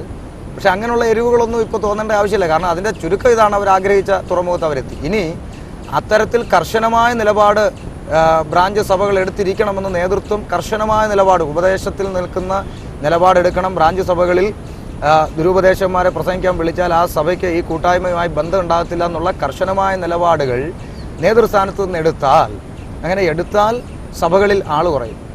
ആൾ കുറഞ്ഞാൽ സഞ്ചിയുടെ കനം കുറയും. സഞ്ചിയുടെ കനം കുറഞ്ഞാൽ സഞ്ചിയാണ് ഇവിടുത്തെ പ്രധാനമായ സബ്ജക്റ്റ്. സഞ്ചിയുടെ കനം കുറഞ്ഞാൽ നേതൃസ്ഥാനത്ത് എത്തുന്നതിനും കനം കുറയും. ഇപ്പോൾ ഈ സഞ്ചിയാണല്ലോ ഇവിടുത്തെ പ്രധാന പ്രശ്നം. അതുകൊണ്ടാണ് ഈ പലതും പ്രതികരിക്കാതിരിക്കുന്നത് തന്നെയാണ് എനിക്ക് അതിനകത്തുനിന്ന് മനസ്സിലായിട്ടുള്ള കാര്യം. അല്ലെങ്കിൽ ഇത്തരത്തിലുള്ള കർശന നിലപാട്, ഞാൻ പറയട്ടെ, ഇപ്പം നേതൃസ്ഥാനത്ത് നിന്ന് ഞാൻ ഉൾപ്പെട്ട് നിൽക്കുന്ന സംഘടനയോ മറ്റൊരു സംഘടനയോ വിമർശിക്കുകയല്ല, ഏത് പ്രസ്ഥാനമായിരുന്നാലും നേതൃസ്ഥാനത്ത് നിന്ന് ഇന്നടുത്ത് നമുക്കൊരു ബിൽഡിംഗ് പണിയണം, അതുകൊണ്ട് ഇന്ന സഭകളെല്ലാം ഇത്ര രൂപ വെച്ച് അടച്ചിരിക്കണം എന്ന് പറഞ്ഞാൽ അടച്ചിരിക്കും. ചെയ്യുന്നുണ്ടല്ലോ, അത് കൃത്യമായി ചെയ്യുന്നുണ്ട്. അതേ നിലപാട് എന്തുകൊണ്ട് ഈ തരത്തിൽ ഉപദേശ സംബന്ധമായ വിഷയത്തിൽ എടുത്തുകൂടാ? അതേ നിലപാട് സ്വീകരിച്ചാൽ മതി. അത്തരത്തിലുള്ളവരെ ബ്രാഞ്ച് സഭകളിൽ പ്രസംഗിപ്പിക്കുന്നതായി ഞങ്ങൾ അറിഞ്ഞാൽ ആ സഭ ഈ പ്രസ്ഥാനവുമായി വേർപെട്ട് നിന്നോണം. നിങ്ങൾ ഇൻഡിപെൻഡൻ്റ് ആയി നിന്ന് നിങ്ങൾ എന്തുകൊണ്ടാലും ചെയ്തോളൂ. ഈ പ്രസ്ഥാനവുമായി ഉപദേശവുമായി നിലനിൽക്കുന്ന ഒരു കാലത്തോളം ഇത്തരത്തിലുള്ള പ്രവണതകൾ അനുവദിക്കത്തില്ലെന്ന് കർശനമായൊരു നടപടി എന്തുകൊണ്ട് നേതൃസ്ഥാനത്തിന് കൊടുത്തുകൂടാ? അത് കൊടുത്തുകൊണ്ട് എന്ത് നഷ്ടം സംഭവിക്കും? പാവപ്പെട്ട വിശ്വാസികൾ ആത്മീയഗോളത്തിൽ നിലനിൽക്കും. പിന്നെ ആള് പോകും, പഴയ കാലം അല്ലാന്ന് പറയുന്നതിനോട് ഞാൻ യോജിക്കുന്നില്ല. കാരണം ആള് കൂടുന്നത് ആത്മീയമാണോ? ആള് കൂടുന്നത് ആത്മീയമാണെങ്കിൽ ഇവിടെ ആള് കൂടുന്ന ഒത്തിരി സ്ഥലങ്ങളുണ്ടല്ലോ, അവിടെ പോയാൽ മതി. അല്ലെങ്കിൽ അടുത്ത കൺവെൻഷന് 10 മിനിറ്റ് ഉദ്ഘാടനം ചെയ്യാൻ മമ്മൂട്ടിയെ വിളിച്ചാൽ മതി. പഞ്ചായത്തിലെ മുഴുവൻ ആൾക്കാരും ഗ്രൗണ്ടിൽ കാണും, സഞ്ചിക്ക് നല്ല തൂക്കവും കിട്ടും. അപ്പോൾ ആള് കൂടുന്നതല്ല ആത്മീയം. ഇവിടെ നാം വേദവസം പഠിക്കുന്ന എന്താണ്? ജലപ്രളയത്തിൽ, ന്യായവിധി എന്ന ജലപ്രളയത്തിൽ നശിച്ചുപോയ ആയിരങ്ങളെക്കുറിച്ച് തലയെ കൈവച്ച് പശ്ചാത്തപിക്കുന്ന ഒരു ദൈവത്തെ അല്ല കാണുന്നത്. പ്രമാണത്തിൽ നിൽക്കുന്ന 8 എണ്ണം പെട്ടകത്തിലുണ്ടെങ്കിൽ അവരെ ഓർത്ത് സന്തോഷിക്കുന്ന ദൈവത്തെയാണ് കാണുന്നത്. നശിച്ചു പോകുന്ന 1000 ഭൂരിപക്ഷം അതല്ല, നിത്യതയിലേക്ക് കടക്കുന്ന ന്യൂനപക്ഷത്തെ ഓർത്താണ് ദൈവം സന്തോഷിക്കുന്നത്. തീർച്ചയായിട്ടും അതങ്ങനെ തന്നെയാണ്. കഴിഞ്ഞ ദിവസം ഒരു ദേവദാസൻ ഒരു ചിന്ത പങ്കുവെച്ച് എന്നെ വളരെ ചിന്തിപ്പിച്ചു. ഞാൻ പറഞ്ഞു, ഇങ്ങനെയാണ് നോഹ പെട്ടകത്തിൽ നിന്ന് അരാരത്ത് പർവ്വതത്തിൽ ഉറച്ച് പെട്ടകത്തിൽ നിന്ന് ഇറങ്ങുമ്പോൾ യാഗം കഴിച്ചു. കുറുപ്രാവിനെയോ കുഞ്ഞാട്ടിനെയോ ഒക്കെ എടുത്തുനിന്ന് യാഗം കഴിച്ചു. ഈ ലോകത്ത് മുഴുവൻ ശവങ്ങൾ അടിഞ്ഞുകൂടി അതിൻ്റെ നാറ്റം, ജലപ്രളയത്തിൽ ലക്ഷങ്ങൾ ചത്തു കിടന്ന് അഴുകുന്ന അതിൻ്റെ നാറ്റത്തേക്കാൾ ഈ ഒരുത്തൻ്റെ യാഗത്തിൻ്റെ സൗരഭ്യവാസനയിൽ ദൈവം പ്രസാദിച്ചു. ചെറിയ കാര്യമാണോ? നമുക്ക് ചുറ്റും ഭൂരിപക്ഷം നാറ്റമാണ്, സത്യമാണ്. അതിനിടയിൽ നേരോടെ സത്യത്തിന് വേണ്ടി നിൽക്കുന്ന ഒരു സഭ, ഒരു ദൈവപൈതലുണ്ടെങ്കിൽ ആ ദൈവപൈതലിൽ ദൈവം പ്രസാദിക്കുമെന്ന കാര്യത്തിൽ സംശയമുണ്ടോ? അപ്പോൾ അത് സത്യത്തിന് വേണ്ടി നിലകൊള്ളുക എന്നുള്ളതാണ്. നേതൃസ്ഥാനം അതിന് ചെയ്യാത്തത് ഞാൻ പറഞ്ഞ പോയിന്റിലേക്ക് വീണ്ടും മടങ്ങി വരുന്നു. അവരാഗ്രഹിച്ച തുറമുഖത്ത് അവരെത്തി, അവർ പ്രതീക്ഷിച്ച സീറ്റ് അവർക്ക് കിട്ടി. അതിനേക്കാൾ അപ്പുറത്തിന് ഒന്നും പ്രത്യേകിച്ച് ഉണ്ടെന്ന് എനിക്ക് തോന്നുന്നില്ല. സഭാ നേതൃത്വ നിരകൾ ഇതിനെതിരെ പ്രതികരിക്കാതിരുന്നിട്ടും മലയാളി പെന്തക്കോസ്റ്റ് ഫ്രീ തിങ്കേഴ്സ്, നമ്മുടെ MPFT ശക്തമായി ഇതിനെതിരെ പ്രതികരിച്ചിട്ടുണ്ട്. താങ്കളുടെ പോസ്റ്റിലൂടെ വളരെയധികമാകുന്ന പ്രതികരണം ഇതിനെതിരെ ഉണ്ടായിട്ടുമുണ്ട് എന്നത് തീർച്ചയായിട്ടും ഞാൻ സന്തോഷിക്കുന്നു. അതിനോടനുബന്ധമായ ഒരു ചോദ്യം കൂടി ചോദിക്കുകയാണ്. ഇത്തരം ദുരുപദേശങ്ങൾ നിലവിൽ വിശ്വാസി സമൂഹം അത് ദുരുപദേശമെന്ന് വിശ്വസിക്കുമ്പോൾ തന്നെ പെന്തക്കോസ്റ്റ് ടെലിവിഷൻ ചാനലുകൾ അവരുടെ മാധ്യമം ഇത് സ്പോൺസേഡ് പ്രോഗ്രാമായി ഇത്തരം പ്രോഗ്രാമുകൾ അവതരിപ്പിക്കുന്നുണ്ട്. അതായത് ഒരു ഭാഗം വിശ്വാസഗോളം ഇതിനെ, ഈ പഠിപ്പിക്കലിനെ ദുരുപദേശമായിട്ടും ഇത്തരം അബദ്ധ പ്രബോധനങ്ങൾ അതിനെ തെറ്റായി തന്നെ കാണുമ്പോൾ തന്നെ ഈ ടെലിവിഷൻ പ്രോഗ്രാമുകൾ അതിനെ അവതരിപ്പിക്കാൻ വേണ്ടി അവർ മുന്നോട്ട് വരികയാണ് സ്പോൺസേഡ് പ്രോഗ്രാമായിട്ട്. അതിനെക്കുറിച്ച് താങ്കളുടെ അഭിപ്രായം എന്താണ്? അതിനെ സംബന്ധിച്ച് ഞാൻ പറയുമ്പോൾ, ഇപ്പോൾ നിലവിലുള്ള ആത്മീയ ചാനലുകൾ, ചിലർ വേണമെങ്കിൽ പറയും ഇത് പെന്തക്കോസ്റ്റ് ചാനലല്ല എന്നൊക്കെ പറയും, പക്ഷേ ജനം വിശ്വസിച്ചിരിക്കുന്നത് അങ്ങനെയാണല്ലോ. അപ്പോൾ ദൈവമക്കൾ വിശ്വസിച്ചിരിക്കുന്ന ആത്മീയ ചാനലുകളിൽ പലതും നമ്മൾ തുറക്കുമ്പോൾ ഇത്തരത്തിലുള്ള കാര്യങ്ങൾ കാണുന്നുണ്ടെന്നുള്ളത് വാസ്തവമാണ്. പലതും, എല്ലാമല്ല പലതും. അപ്പോൾ അതിൽ നമ്മൾ പരിശോധിക്കുമ്പോൾ നമുക്ക് കൂടുതലായിട്ട് മനസ്സിലാകുന്ന കാര്യം, നാട്ടുഭാഷ പറഞ്ഞാൽ ഞാൻ കള്ളു കുടിക്കാറില്ല, പക്ഷെ എൻ്റെ വീട്ടിലെ തെങ്ങ് ചെത്താൻ കൊടുക്കും, നാട്ടുകാർ കുടിച്ചോട്ടെ. ഇപ്പം ഞാൻ കള്ളു കുടിക്കത്തില്ല, പക്ഷേ എനിക്കൊരു ബാറുണ്ട്, അതിലെ വരുമാനം എനിക്ക് വേണം എന്ന് പറയുന്നൊരു നിലപാടാണ്. കാരണം ഞാൻ ദുരുപദേശം പ്രശ്നിക്കുന്നില്ല, പക്ഷേ എൻ്റെ ചാനലിൽ ഇതൊക്കെ കാണിക്കും എന്ന് പറയുന്ന ഒരു വാശിയാണ് ഇവിടെ കാണുന്നത്. അപ്പോൾ അതിൽ ജനത്തെ തുറന്നു കാണിക്കാൻ വേണ്ടിയിട്ടാണോ ഇത്തരത്തിലുള്ളതാകുന്ന ഈ പ്രോഗ്രാം അവർ സംഘടിപ്പിക്കുന്നത്? എനിക്കങ്ങനെ തോന്നുന്നില്ല. കാരണം ഇതിനെ വളരെ ദയനീയമായി നാം കാണേണ്ടുന്ന ഒരു വസ്തുതയുണ്ട്. എന്തെന്ന് വെച്ചാൽ, സഭയുടെ ഇടയൻ ഞായറാഴ്ച കിട്ടുന്ന, വെള്ളിയാഴ്ച കിട്ടുന്ന 1 മണിക്കൂർ 1.5 മണിക്കൂറിനകത്ത് സഭയുടെ ഇടയൻ വിശ്വാസികളോട് പറയാണ്, ദൈവമക്കളെ ഇവിടെ ദുരുപദേശങ്ങൾ വർദ്ധിച്ചുകൊണ്ടിരിക്കും, നിങ്ങൾ ഇത്തരത്തിലുള്ള പ്രവണതകളിൽ പോകരുത്, നിങ്ങളിതൊന്നും ചെയ്യരുത്, ഇങ്ങനെയുള്ള കാര്യങ്ങളൊന്നും നമുക്ക് അനുവദനീയമല്ല എന്നൊക്കെ, നിങ്ങൾ നിൽക്കണം, വിശ്വാസം നിൽക്കണം എന്നൊക്കെ പറഞ്ഞ് പഠിപ്പിച്ച് ഇവരെ വല്ല വിധേനയും ഒന്ന് ആശ്വസിപ്പിച്ച് ഇവരെ ബലപ്പെടുത്തി വീട്ടിലോട്ട് വിടുകയാണ്. ഞായറാഴ്ച വീട്ടിൽ ചെല്ലുന്ന വിശ്വാസിക്ക് പിന്നെ തിങ്കൾ തൊട്ട് ശനി വരെ ബെഡ്റൂമിൽ കിട്ടുന്ന ഫുഡ് വേറെ വ്യാജ ഫുഡാണ്. അപ്പോൾ വ്യാജ ഫുഡാണ് 6 ദിവസം ഇവർ കഴിക്കുന്നത്. മനസ്സിലാകുന്നുണ്ടോ? അപ്പോൾ ഈ ബെഡ്റൂമിനകത്ത് ഈ ഇടയ്ക്ക് കൃപയുടെ ഒരാൾ വിളിച്ചു പറഞ്ഞു, ഇങ്ങനെ പറഞ്ഞതാ, നിങ്ങൾ പെന്തക്കോസ്തുകാർ ഞങ്ങളെ വിളിച്ചില്ലേലും ഞങ്ങൾക്ക് പ്രശ്നമൊന്നുമില്ല, ഞങ്ങൾ നിങ്ങളുടെ ബെഡ്റൂമിനകത്ത് വരുമോ? അതെങ്ങനെയാ? ഇത്തരത്തിലുള്ള ചാനലുകളിലൂടെ അവരുടെ ബെഡ്റൂമിനകത്ത് ഇവർ വരികയാണ്. അപ്പോൾ വളരെ രസകരമാണ് ആ രംഗം. ആദ്യത്തെ അരമണിക്കൂറിൽ ഒരു ഉപദേശം ഇരുന്നുകൊണ്ട് പറയുന്നു, ദുരുപദേശം ശക്തമായി നമ്മൾ എതിർക്കണം, ഇത്തരത്തിലുള്ള പ്രവണതകൾ സഭയ്ക്കകത്ത് അനുവദിച്ചുകൂടാ, അതിനെതിരെ ശക്തമായി നിൽക്കണം, ഗ്ലോറി പിതാവിൻ്റെ പുത്രൻ്റെ പരിശുദ്ധാത്മാവിൻ്റെ നാമത്തിൽ സമാധാനം ഉണ്ടാകട്ടെ. അപ്പോഴടുത്ത അരമണിക്കൂർ കൃപക്കാരൻ വരികയാണ്. അടുത്ത അരമണിക്കൂർ കൃപക്കാരൻ്റെയാണ് ഇവർ കേൾക്കുന്നത്. ഇത് രണ്ടും ഒന്നിലൂടെയാണ് വരുന്നത്. അപ്പോൾ കൊലപാതകം പോലെ തന്നെ കുറ്റമാണ് പ്രേരണാകുറ്റവും. അപ്പോൾ അതുകൊണ്ട് കള്ളന് അനുകൂലപ്പെടുന്ന ഇവരെയൊക്കെ വചനപ്രകാരം വിളിക്കുന്നൊരു പേരുണ്ട്. അത് പറയുന്നതിൽ ഞാൻ സന്തോഷിക്കുന്നു. വചനപ്രകാരം കള്ളനെ കണ്ടാൽ നീ അവൻ അനുകൂലപ്പെടുന്നു. ആരോടാ? ദുഷ്ടനോടോ ദൈവം. അപ്പോൾ ഇങ്ങനെയുള്ള ദുഷ്ടന്മാരാണ് ആത്മീയ കോളത്തിൻ്റെ ശാപം. പാസ്റ്റർ പദവിയിലുള്ളവർ, അഥവാ പാസ്റ്റർ എന്ന ലേബലിൽ മാത്രം ഒതുങ്ങി നിൽക്കുന്നവർ വിവിധ ക്രിമിനൽ കേസുകളിൽ പ്രതിയാകുന്നുണ്ട്. ഇത് തികച്ചും വാർത്താ മാധ്യമങ്ങളിൽ മാത്രം ഈ പാസ്റ്റർ പദവി ഒതുങ്ങി നിൽക്കുമ്പോഴും പിന്നീടുള്ളതാകുന്ന അന്വേഷണത്തിൽ ഇവർ ഒരു സഭയുടെയോ സംഘടനയോടോ യാതൊരു ബന്ധമില്ല എന്ന് തെളിഞ്ഞിട്ടുമുണ്ട്. എങ്കിലും ഈ വാർത്താ മാധ്യമങ്ങളിലൂടെ പാസ്റ്റർ പദവി എന്ന പേരിലുള്ളവർ ക്രിമിനൽ കേസുകളിൽ പ്രതിയാകുമ്പോൾ തന്നെ അത് പെന്തക്കോസ് വിശ്വാസ്യതയെ പോലും പലപ്പോഴും തകർക്കുന്നുമുണ്ട്. ഇത്തരം പ്രവണതകളെ നമുക്ക് എങ്ങനെ നേരിടുവാൻ സാധിക്കുമെന്ന് താങ്കൾക്ക് പറയാൻ കഴിയുമോ? തീർച്ചയായിട്ടും അതിന് നാം ചെയ്യേണ്ടത്, പാസ്റ്റർ എന്ന് പറഞ്ഞിട്ട് വരുന്ന വ്യക്തികൾ ഒരിക്കലും വിശ്വാസികളല്ലാത്തവരെ വഞ്ചിച്ചാൽ നമുക്കിപ്പോൾ ഒന്നും പറയാൻ പറ്റത്തില്ല.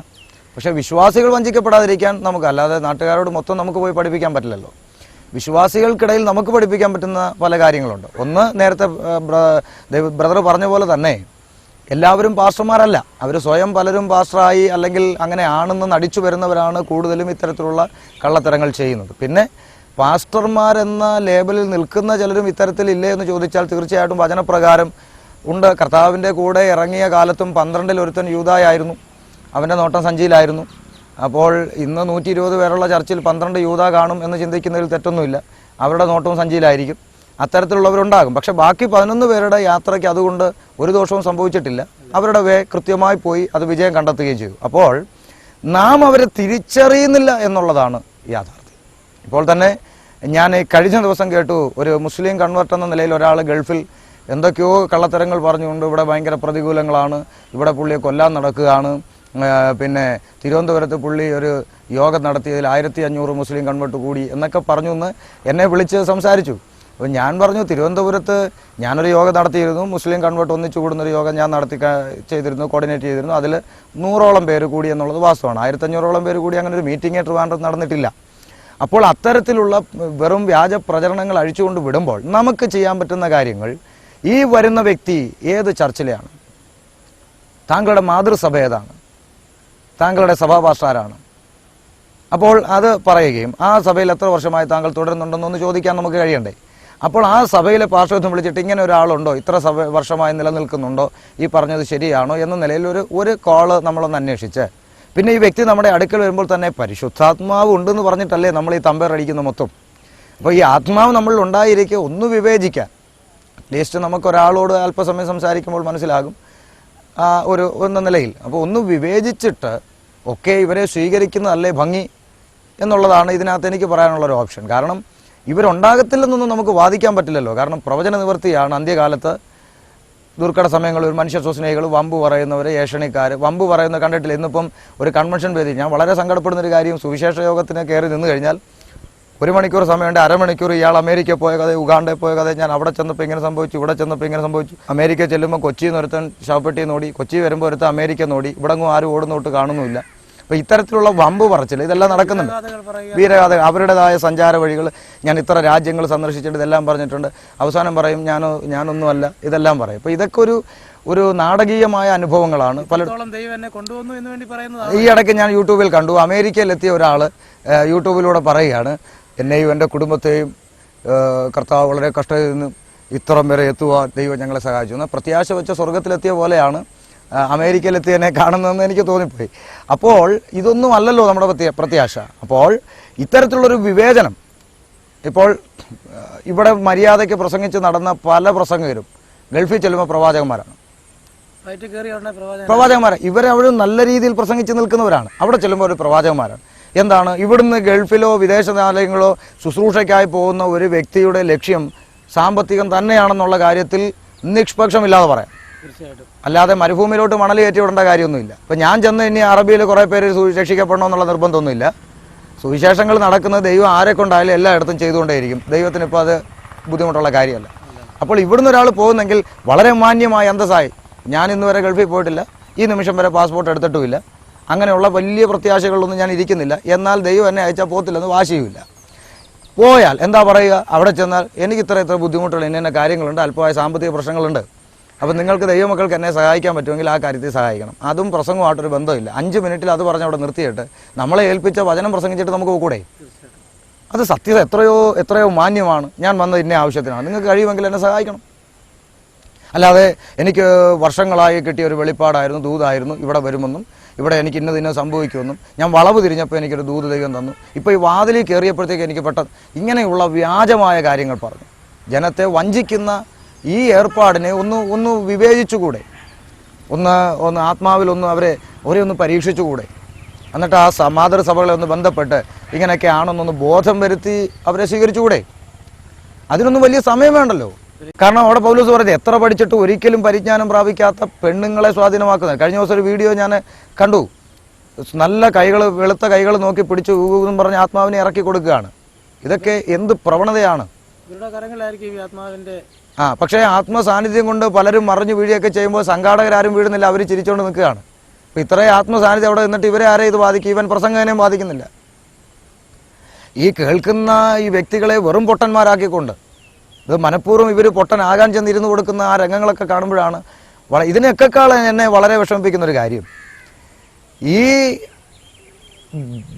ഈ ദുർനടപടിയെ പ്രോത്സാഹിപ്പിക്കുന്ന പാസ്റ്റേഴ്സ്. ഇപ്പം ഞാനിതൊക്കെ പറയുമ്പോൾ കഴിഞ്ഞ ദിവസം എനിക്ക് വളരെ എൻ്റെ പ്രാർത്ഥനാ മുറിയിൽ ഞാൻ വളരെ വളരെ എൻ്റെ ഹൃദയം വേദനിച്ചൊരു വാക്ക്, ഞാൻ കവലയിൽ തെരുവിൽ നിന്നുകൊണ്ട് ഉലകത്തിലൊരു ദൈവമുണ്ടെങ്കിൽ അത് യേശുക്രിസ്തുവാണെന്ന് ഇസ്ലാമികളുടെ ഏരിയയും ഹൈന്ദവ സഹോദരങ്ങളുടെ ഏരിയ എല്ലാ കവലകളിൽ നിന്ന് പ്രസംഗിക്കാൻ ഇഷ്ടപ്പെടുന്ന ഒരു മനുഷ്യനും പ്രസംഗിക്കുന്ന ആളുമാണ്.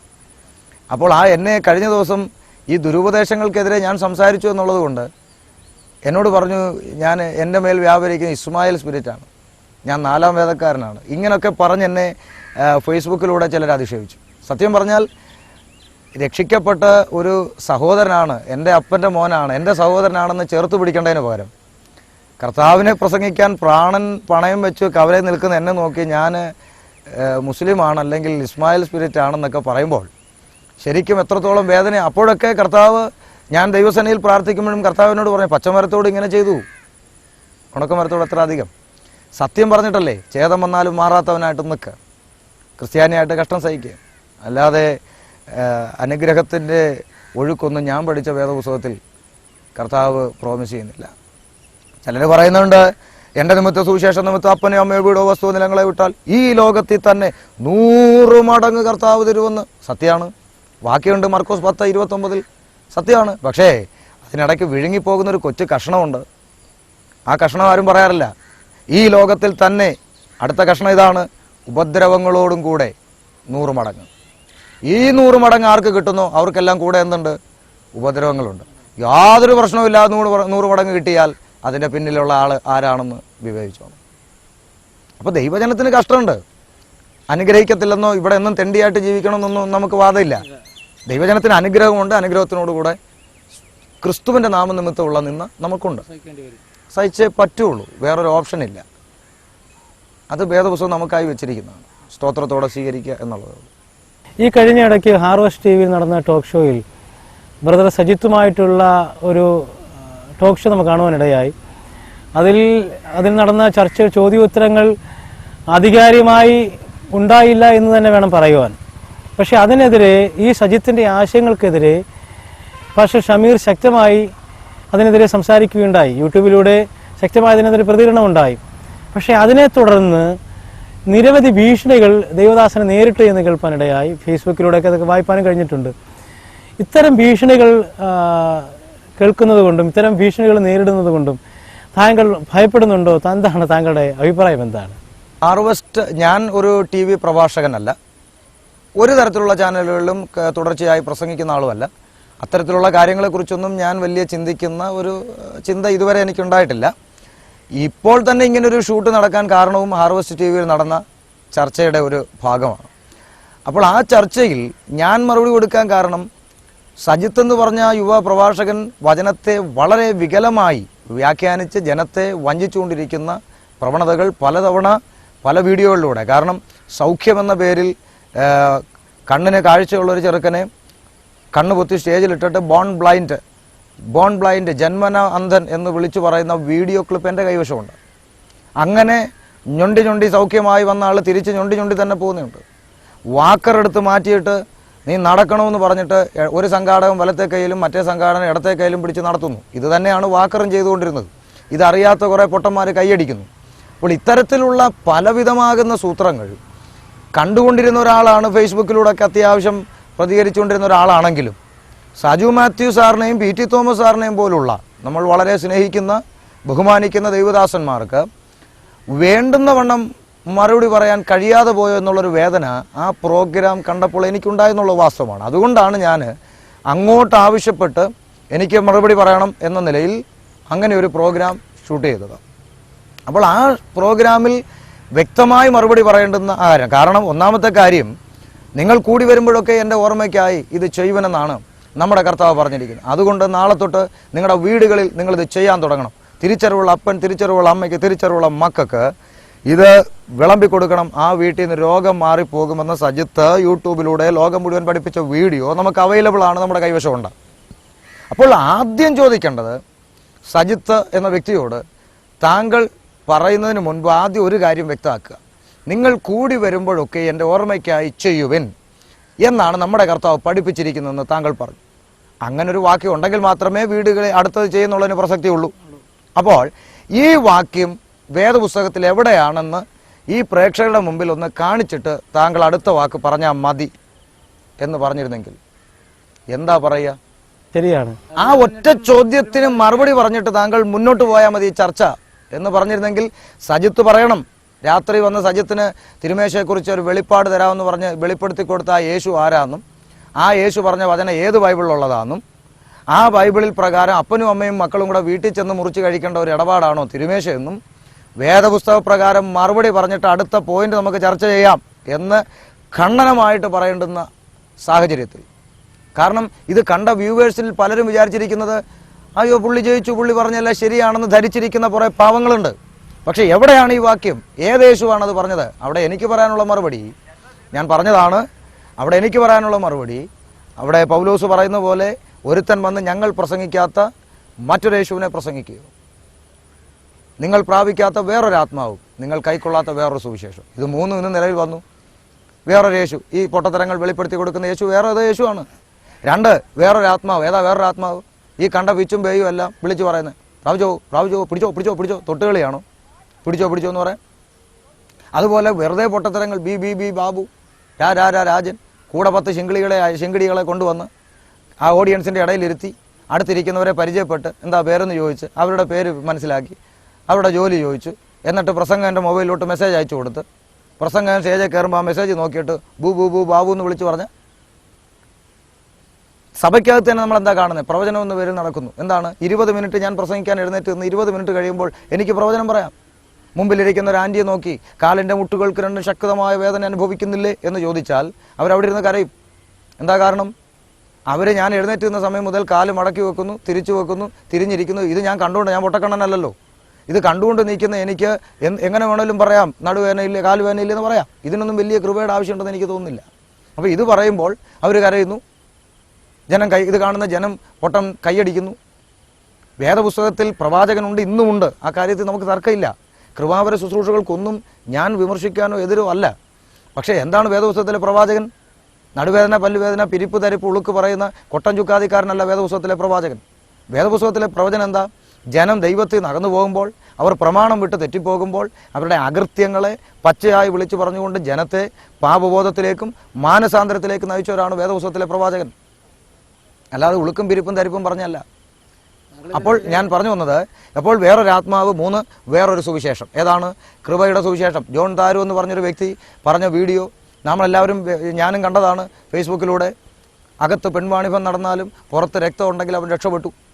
അതിന് കഴിഞ്ഞ ദിവസം ഒരാൾ എന്നോട് പറഞ്ഞു അത് ഇന്നലത്തെ കാര്യമാണ് പുള്ളി പറഞ്ഞത്, ഇന്നത്തെ കാര്യമല്ല. ഞാൻ ചോദിക്കട്ടെ, അങ്ങനെയാണെങ്കിൽ അടുത്ത വാക്ക് ഇത് പറയുമ്പോൾ പലർക്കും സഹിക്കുന്നില്ലല്ലേ? സഹിക്കാൻ പറ്റാത്തതാണ് നമ്മുടെ പോരാട്ടം. അതെന്താ അതിൻ്റെ അർത്ഥമാക്കിയത്? ഇത് ആർക്കാ സഹിക്കാത്തത്? അകത്ത് പെൺവാണിഭം പുറത്ത് രക്തം ഉണ്ടെങ്കിലും കുഴപ്പമില്ലെന്ന് പറഞ്ഞാൽ സഹിക്കാത്ത ആർക്കാ? ദൈവമൊക്കെ ഉള്ളൂ ഇത് സഹിക്കാത്തത് നമ്മുടെ പോരാട്ടമാണ്.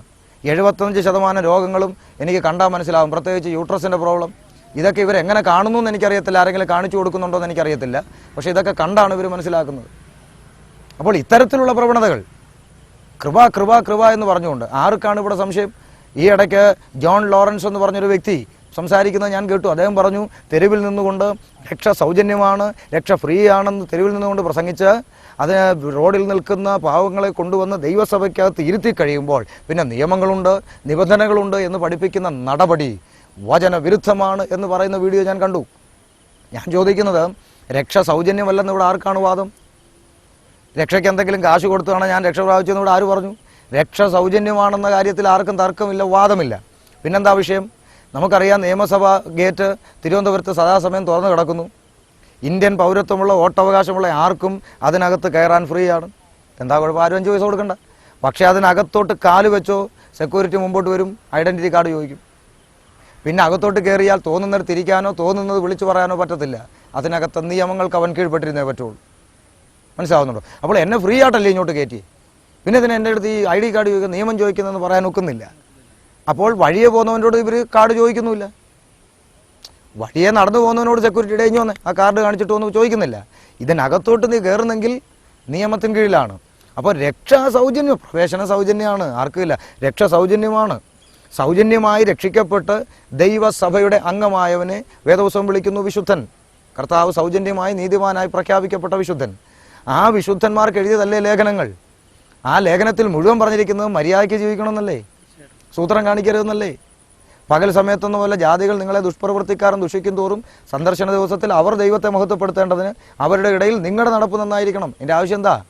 രക്ഷിക്കപ്പെട്ട് സ്നാനപ്പെട്ട് പരിശുദ്ധാത്മാവിനെയും പ്രാപിച്ച് 2 തമ്പേർ അടിച്ചു പൊട്ടിച്ചു 3ാമത്തെ കുമ്പനാട്ട് പോയി മേടിച്ചുകൊണ്ട് വന്നിരിക്കാൻ ഞങ്ങളോടാണോടോ പൗലോസേ ഈ ജഡത്തിൻ്റെ പ്രവൃത്തി അശുദ്ധി ദുഷ്കാം പോയി വല്ലവനോടും പറയടോ എന്ന് ആരും കമ്മിറ്റി കൂടിയതായി നമ്മൾ വായിക്കുന്നില്ല. ഇത്തരം ആശയങ്ങളിൽ താങ്കളുടെ പ്രതികരണത്തിനെതിരെ താങ്കൾക്ക് നേരെ വളരെയധികം ഭീഷണികൾ ഉണ്ടായെന്ന് കേൾക്കുവാൻ കഴിഞ്ഞിട്ടുണ്ട്. ഇത്തരം ഭീഷണികൾ താങ്കൾക്കുണ്ടാകുന്നത് കൊണ്ട് എന്തെങ്കിലും ഭയമുണ്ടോ? ഇത്തരം ഭീഷണികളെ താങ്കൾ ഭയപ്പെടുന്നുണ്ടോ എന്ന് അറിയാൻ താല്പര്യം.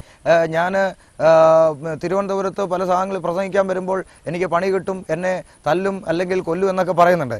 ഇതിനെ സംബന്ധിച്ച് ഞാൻ ഒട്ടും ഭയക്കുന്നില്ല. കാരണം മരണത്തെ പേടിക്കുന്നവനാണ്, മരിക്കുമെന്ന് കേൾക്കുമ്പോൾ പേടിക്കുന്നവനാണ് ഈ ഭയം ഉണ്ടാകുന്നത്.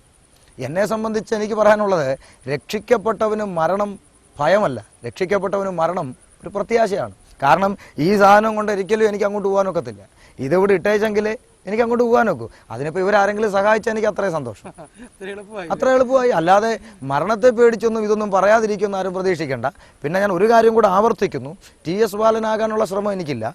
ആരുടെയും വ്യക്തി ജീവിതത്തിലെ കുറവുകളും കുറ്റങ്ങളും ഞാനൊരിക്കലും പറയത്തുമില്ല. പക്ഷേ ദൈവവചനത്തെ വികലമായി വ്യാഖ്യാനിക്കുകയും പാവപ്പെട്ട ദൈവജനത്തെ വഞ്ചിച്ച് പെരുവയറന്മാർ കഴിച്ചും അടുത്ത് അവർ മതിച്ച് സുഖിക്കുന്ന ഇത്തരം ഈ പ്രവണതകൾക്കെതിരെ ശക്തമായി ഇനിയും സംസാരിക്കും, പ്രാണൻ പോകുവോളം സംസാരിക്കും. അതിൽ നേരത്തെ ഞാൻ പറഞ്ഞ പോലെ പൗലോസിനോട് ഇവരൊക്കെ പറഞ്ഞു മണ്ടനാന്ന് പറഞ്ഞ പോലെ എന്നോടും ഞാൻ മണ്ടനാന്ന് പറയുമായിരിക്കാം. ഞാനിങ്ങനെ പ്രസംഗിച്ചുകൊണ്ട് എനിക്ക് എന്ത് ഗുണം? എനിക്കൊരു ഗുണവും വേണ്ട. പക്ഷേ ഇന്ന് വീണ് മരിച്ചാൽ എനിക്കൊരു പ്രത്യാശയുണ്ട്. ഞാൻ ഒറ്റയ്ക്ക് ഗുണ്ടകളെ കൊണ്ടൊന്നും അല്ല നടക്കുന്നത്. ഈ കൃപയുടെ ആൾക്കാർ പലരും എന്നെ വിളിച്ച് ഭീഷണിപ്പെടുത്തിയിട്ടുണ്ട്. ജോൺ ലോറൻസിൻ്റെ പേര് ഞാൻ പാലക്കാട് പ്രസംഗിച്ചപ്പോൾ പറഞ്ഞെന്ന് പറഞ്ഞ് അദ്ദേഹത്തിൻ്റെ ഗുണ്ട അഭിലാഷ് എന്ന് പറഞ്ഞ് ഒരാൾ എന്നെ വിളിച്ചത് റെക്കോർഡ് ചെയ്ത് ഞാൻ വെച്ചിട്ടുണ്ട് എൻ്റെ മൊബൈലിൽ. അദ്ദേഹം പറഞ്ഞത് ഇത് നിർത്തിയില്ലെങ്കിൽ പൊട്ടിപ്പ് കിട്ടുമെന്ന്. ഞാൻ പറഞ്ഞു പൊട്ടിക്കാൻ താല്പര്യമുള്ളവർ കൊല്ലത്ത് വന്ന് വിളിച്ചാൽ മതി, ഞാൻ റൂട്ട് പറഞ്ഞു കൊടുക്കാം, അവർ വന്ന് പൊട്ടിച്ചിട്ട് പോട്ടെ. പൊട്ടിക്കുന്ന ആത്മാവാണ് അവൻ്റെ കയ്യിൽ ഇരിക്കുന്നെങ്കിൽ അത് സഹിക്കാനുള്ള കൊള്ളാനുള്ള ആത്മാവാണ് കർത്താവ് എനിക്ക് തന്നിട്ടുള്ളത്. കാരണം ഞാൻ പൊട്ടിച്ച് നടന്നൊരു കാലം ഉണ്ടായിരുന്നു 12 വർഷം മുമ്പ് വരെ. അപ്പോൾ നല്ല ഒന്നാന്തര ഇസ്ലാമികളുടെ ഇടയിൽ കിടന്ന് ഈ തരത്തിലുള്ള ഫൈറ്റുകളൊക്കെ നമ്മൾ ഒത്തിരി പഠിച്ചതാണ്. ചുരുക്കത്തിൽ പറഞ്ഞ് ഇത്തരം ഗ്രൂപ്പുകളിൽ ഈ കൊട്ടേഷൻ സംഘം കൂടെ ഉണ്ട് എന്നുള്ളതാണ്. നിശ്ചയമായിട്ട് എന്താ സംശയം? ഞാൻ ചോദിക്കട്ടെ, ഈ പറയുന്ന സജിത്തിനെതിരെ ഞാൻ ഇത്രയും സംസാരിച്ചിട്ടും സജിത്ത് എന്നെ വിളിച്ചിട്ട് ഒരു വാക്കുപോലും എന്നോട് തല്ലും കൊല്ലും സജിത്ത് പറഞ്ഞിട്ടില്ല. 42-50 മിനിറ്റോളം എന്നോട് അദ്ദേഹം ഫോണിൽ സംസാരിച്ചിട്ടുണ്ട്.